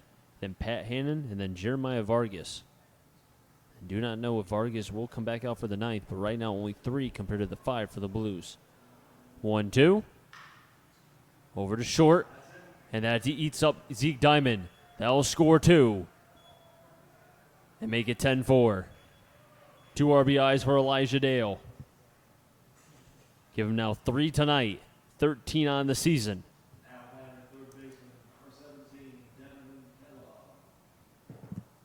And Devin Kellogg will be at the plate now.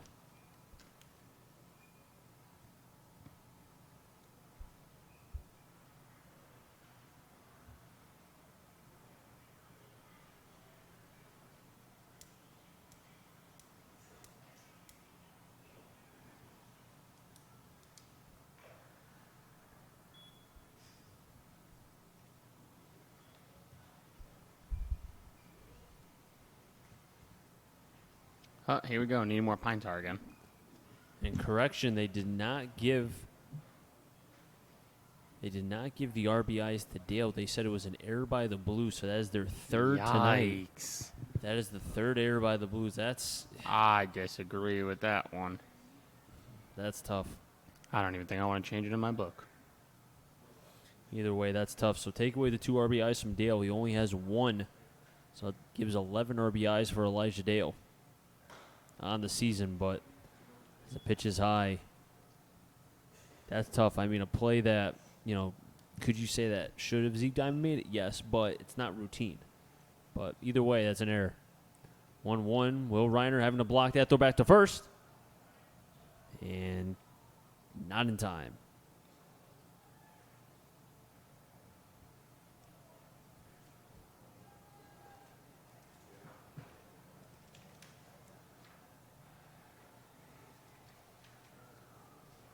One out, top of the 9th, 2-1. Curveball bounces in front of Reiner. Getting to second is Dale. 3-1 count on Devin Kellogg.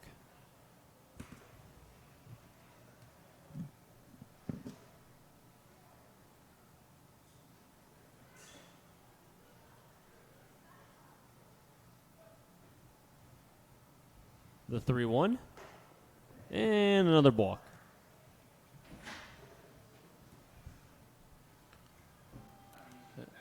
Is there a score bookie nearby? I want to place a bet that this dude's going to walk. No, it's just not been the night for the Blues pitchers. The walks have been there, and you look at the guys who threw. I mean, I'm surprised in Nyman and even Hughes, but the 2 new guys call the ball 1-0 on Walsh. But, you look at Coe, Beetle to a certain degree. Getting work in. I mean, I was surprised, like I said, with Hughes and Nyman. They typically do not walk as many as we saw. Especially Hughes, 5 walks. Did have a couple Ks, but still. Roped into left. That's going to get to the warning track. Their base coach for the Starfires waving around 1. Here comes the second. Diamonds throw home. Not in time. And then play at third as Buddy Dwayne was off third base. And Will Reiner's even putting his hands out, asking why wasn't Dwayne at third? And 2 more runs score. Dale and Kellogg. as Walsh roped that ball. He probably could have gotten the out at third had Buddy Dwayne just caught it. No, he wasn't there, but as he caught that ball, he could have made the tag, I think, still. But unable to catch the throw from Reiner, who didn't even try to tag out the runner, Kellogg, who I thought he had a chance of getting. 0-1 count on Costanza.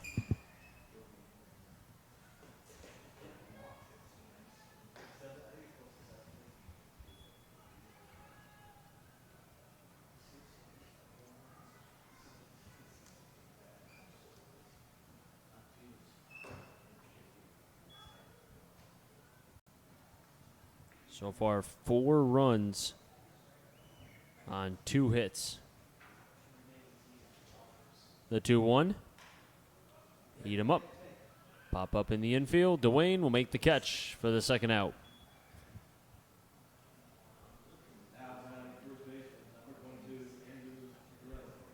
And Andrew Ciccarelli will be up. Still with a runner on third. Walsh with a 2 RBI triple. Giving the Blues, or not the Blues, giving the Starfires 2 of their 4 runs here in the top of the 9th. As Coe having a hard time, as we've said with a lot of pitchers tonight, finding the strike zone. Coe trying to bear down here.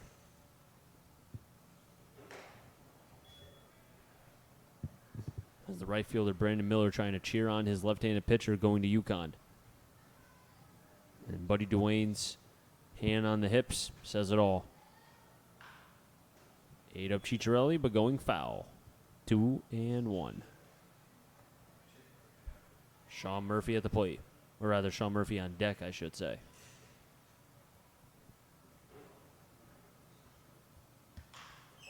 Ciccarelli sends that one into center field. That'll drop in front of Austin White. Scoring is Walsh. Give Ciccarelli an RBI single. Make it 12 on the season for the right-handed hitter from AIU. And the Starfires have pushed it to a baker's dozen. 13-4, they lead the Blues.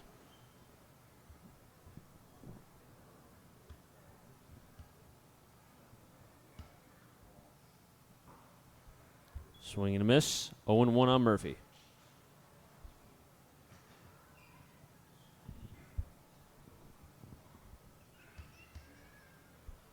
The 0-1.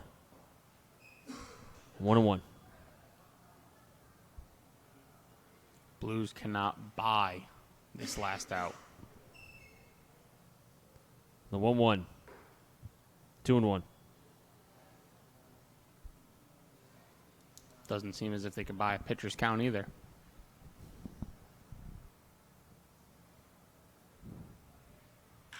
Hot shot through the 3-4 hole. Back-to-back hits for the Starfires. And Westfield has batted around here in the top of the 9th.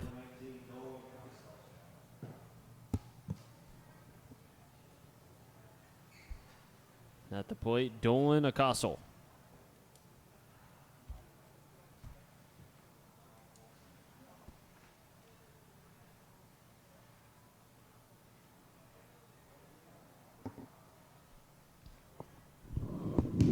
Ronnie Palmer going out to the mound.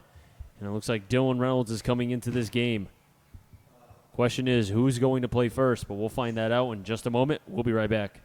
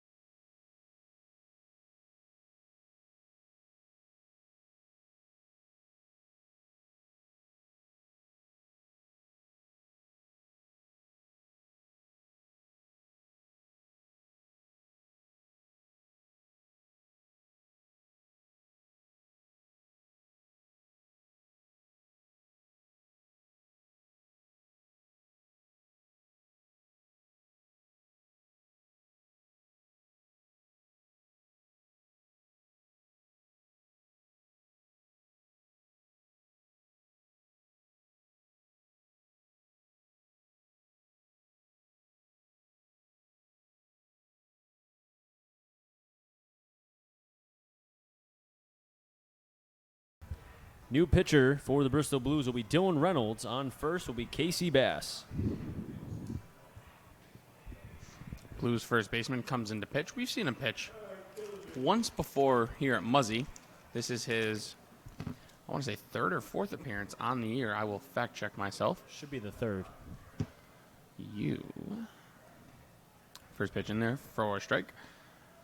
Pitching. You are correct, Chris. This is his third appearance. He's thrown 3 innings. He has a strikeout. Popped him up.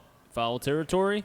Casey Bass on the run and can't make the play. But, hey, not bad for a guy who was sitting down for 8 2/3 innings. As the bullpen is warming up for the Starfires.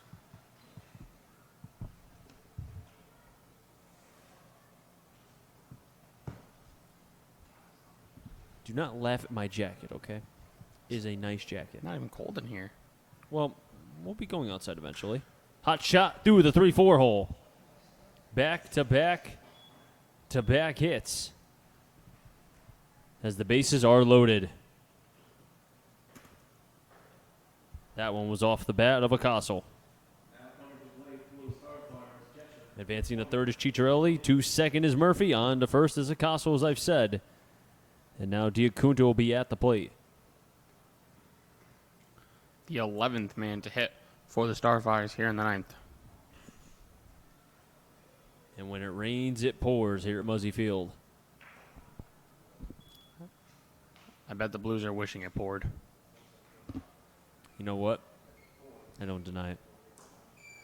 Outside 2-0. Where did you say the Blues are tomorrow? High pop-up. Might be a play. Diamond left. Shallow left and will make the catch. And the side has finally been retired. But the Blues give up a couple more runs. 4 on 2 hits. And even though the Starfires leave the bases loaded, basically down 13-4. They're going to have in the order Diamond, Reiner, and Roth. Last licks for the Blues. We'll keep it right here. As the Blues, we'll go over who they have the next couple days. Now, you said after tonight they have North Shore, Pittsfield, then North Shore. All on the road, yep. So if the score stays the way it is, they will be 18-16. If they can win 2 out of those 3, they'll be 20-16. That's not too bad. No, it doesn't look terrible. But, I mean, they definitely had winnable games here and there that they've fallen. So, definitely disappointing end to this first half after a great run they went on a couple weeks ago.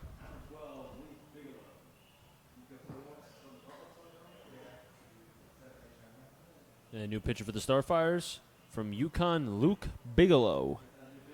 A right-handed pitcher for the Starfires to try to close this game out and help the Starfires get their 12th win of the season. And if the score stays the way it is, that will drop the Blues to 18-16.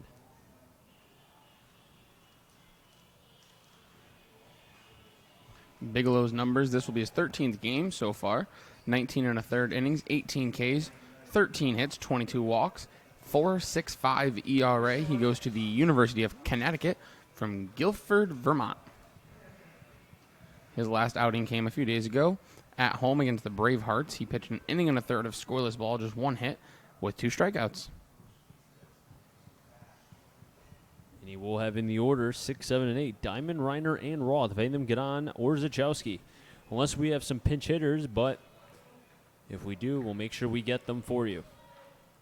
No, before we forget, Jeremiah Vargas with a pretty decent inning, I would say. Kept the Blues off, as they did not score in his half when he came in the 8th.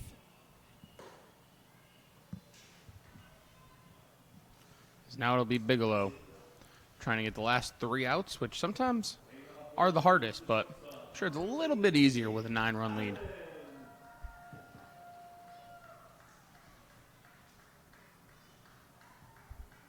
And the series win, or rather, this game, if won by the Starfires, will give Westfield their 2nd win But the series overall, 5-2. Blues will have the advantage still.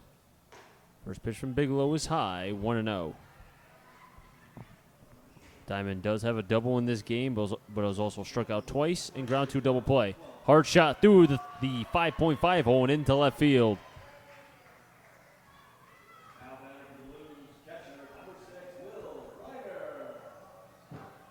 If the Blues get to the DH spot, it should be Casey Bass hitting, right? Because they lose the DH. That's what I would think. When Reynolds comes into pitch. That's what I would think. It should be Casey Bass, yes. Okay. We have to get there first. Yeah, definitely. Will Reiner at the plate. As now the rain really falling. Second hit for Diamond. And I just want to make a correction. It was 5 runs scored by Westfield in the top of the 9th. As this rain is coming down. The 1-0. Way inside, 2-0. I have to admit, did not think we would get to the 9th inning before all this came. Neither did I, and now I have to walk to my car with this. We're both in the same spot. 2-1.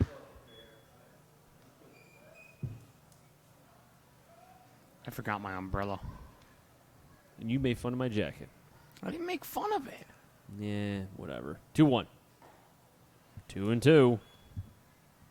Reiner, who had a double and a triple in his first 2 at-bats.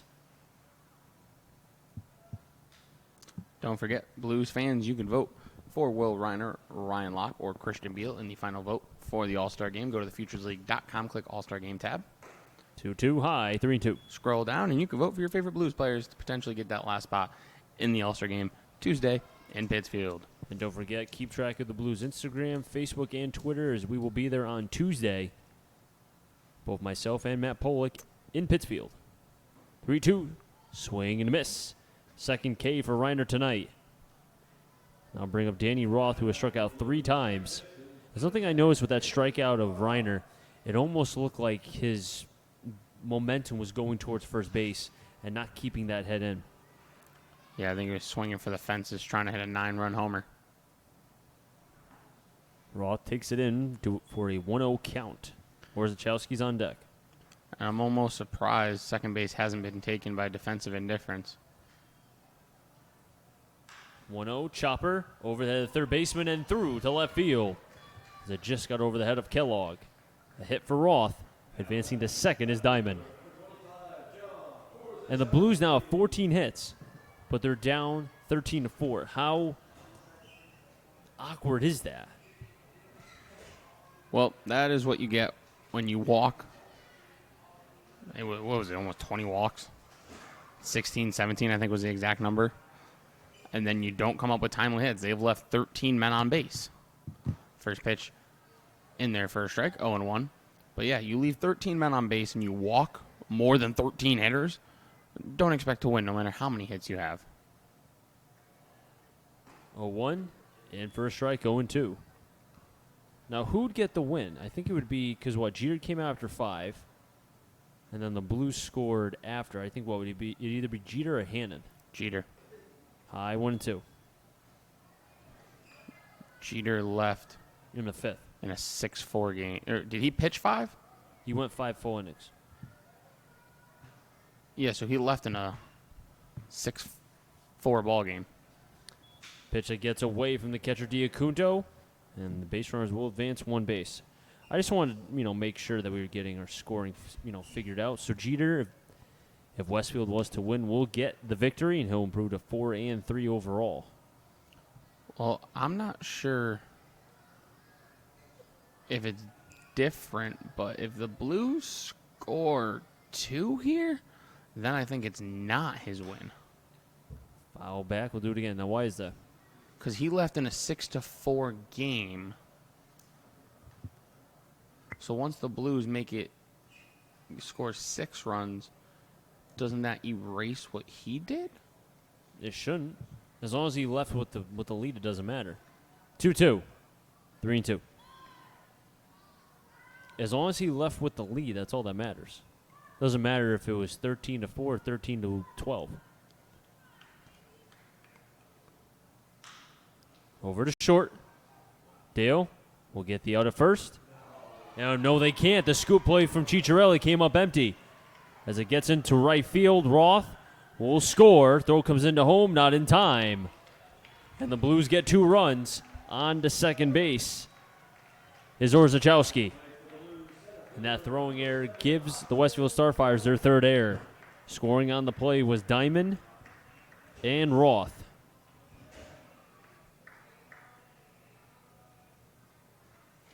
So the Blues aren't done yet with Austin White at the plate, who does have 3 hits tonight.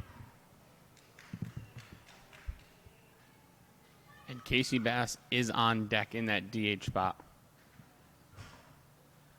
0-1 on Austin White. We haven't seen Casey Bass in some time. We saw him in the home run derby. Well, in live game action. I knew what you meant. The 0-1. Way inside, 1-1. His last appearance in live game was yesterday. No, July 8th. I have no idea what day it is. Wow. 1-1 outside, 2-1. July 8th at Nashua. He helped actually win them that game. He went 2 for 3 with 3 RBIs. Yep, he helped them win that game because they were down against Nashua 4-0. And then he played 2-0 over to first. Ciccarelli eats him up, but there's the second baseman, Acastle, who was behind him, and that keeps the runner on at third.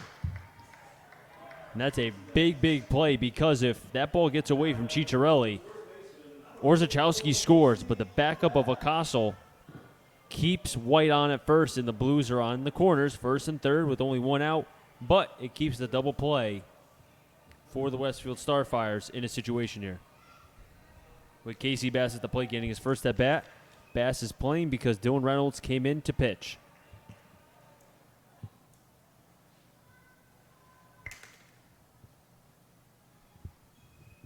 First pitch to Bass. Way inside. 1-0.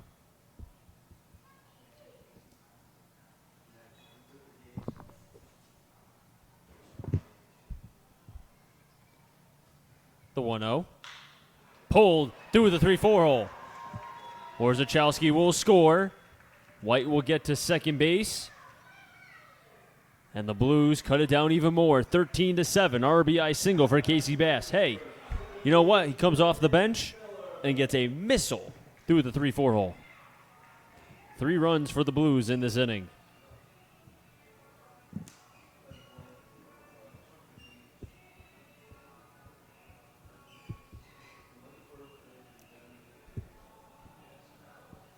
as we will have a meeting on the mound with 2 on and 1 out, and the Blues only down 6. So you're saying there's a chance. Oh, look at this. The league, NFL halts full-time officials. League will use roster of officials with part-time employment status. For the amount of money that the NFL makes, they can't pay these guys? I don't understand that. They make so much money.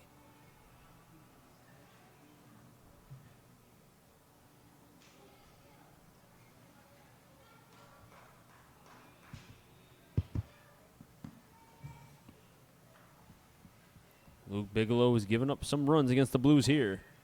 Fires into strike, 0-1 to Brandon Miller. His defense has not helped him. No, another error here in this inning. 3 runs, all unearned. That was by the shortstop Elijah Dale. Low throw to Ciccarelli. Miller fouls it back, 1-1. Or rather 0-2. On deck is Buddy Dwayne. Blues still fighting back, have scored 3 here in the bottom of the 9th. Down by 6.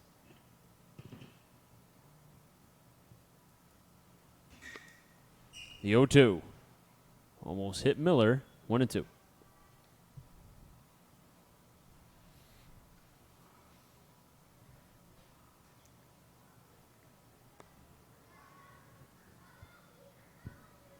The 1-2.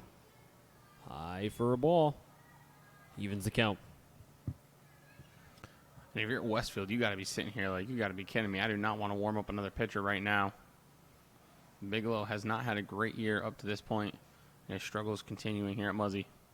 2-2, foul back. As we mentioned, into today, in just under 20 innings pitched, he has a 4.66 ERA. Not the worst that we've seen. We've seen worse, but We've seen some crazy ERAs, I have to tell you. The 2-2. Miller popped it up in the infield. Going back. Left field, Costanza can't make the play. As he called off Dale at short. Dale throws it in. And then there's another error by the Starfires, but Ciccarelli, then he dives. A whole lot of diving going on in this infield / outfield. And after all that, the bases are loaded. Costanza came in, couldn't make the plays, he called off Dale. Then the shortstop Dale picks up the ball, throws it to second, then that ball gets away, but Ciccarelli was right there to be able to keep the ball in front, and the bases are loaded. well, I don't know why What is going on? Costanza called off Dale, as now somebody is going into that bullpen for the Starfires. That pitch misses high for a ball. If the Blues came back in this game, talk about a comeback. The 1-0. 1-1, and Bigelow just trying to empty the tank here. He does not want to get to the 9 spot, or rather what would be the 9 spot in Dylan Reynolds. Dwayne popped it up. You never know. That'll be an infield fly, I guess you do know. and the batter will be out. Elijah Dale will make the play. And now the 9th hitter of the inning coming up for the Blues, Dylan Reynolds. The pitcher, Dylan Reynolds. Who is a hitter. A man of many talents, just like myself. Blues have 16 hits, and they're down 13-7. First pitch high to Reynolds, 1-0. Now, if Reynolds gets on, they will bat it around. If the Blues don't score a run here, and say Reynolds makes the last out, that will be 16 men left on base in this one. The 2-0. 2-1. Well, if you combine, if that happens, 16 men left on base, plus, what was it, 15 walks you said? I think it was 16. 16 walks. That's not a recipe for success. 2-1, hot shot. Over to Ciccarelli. And they toss it over to Bigelow for the third and final out. And as you said, the Blues strand more runners on base.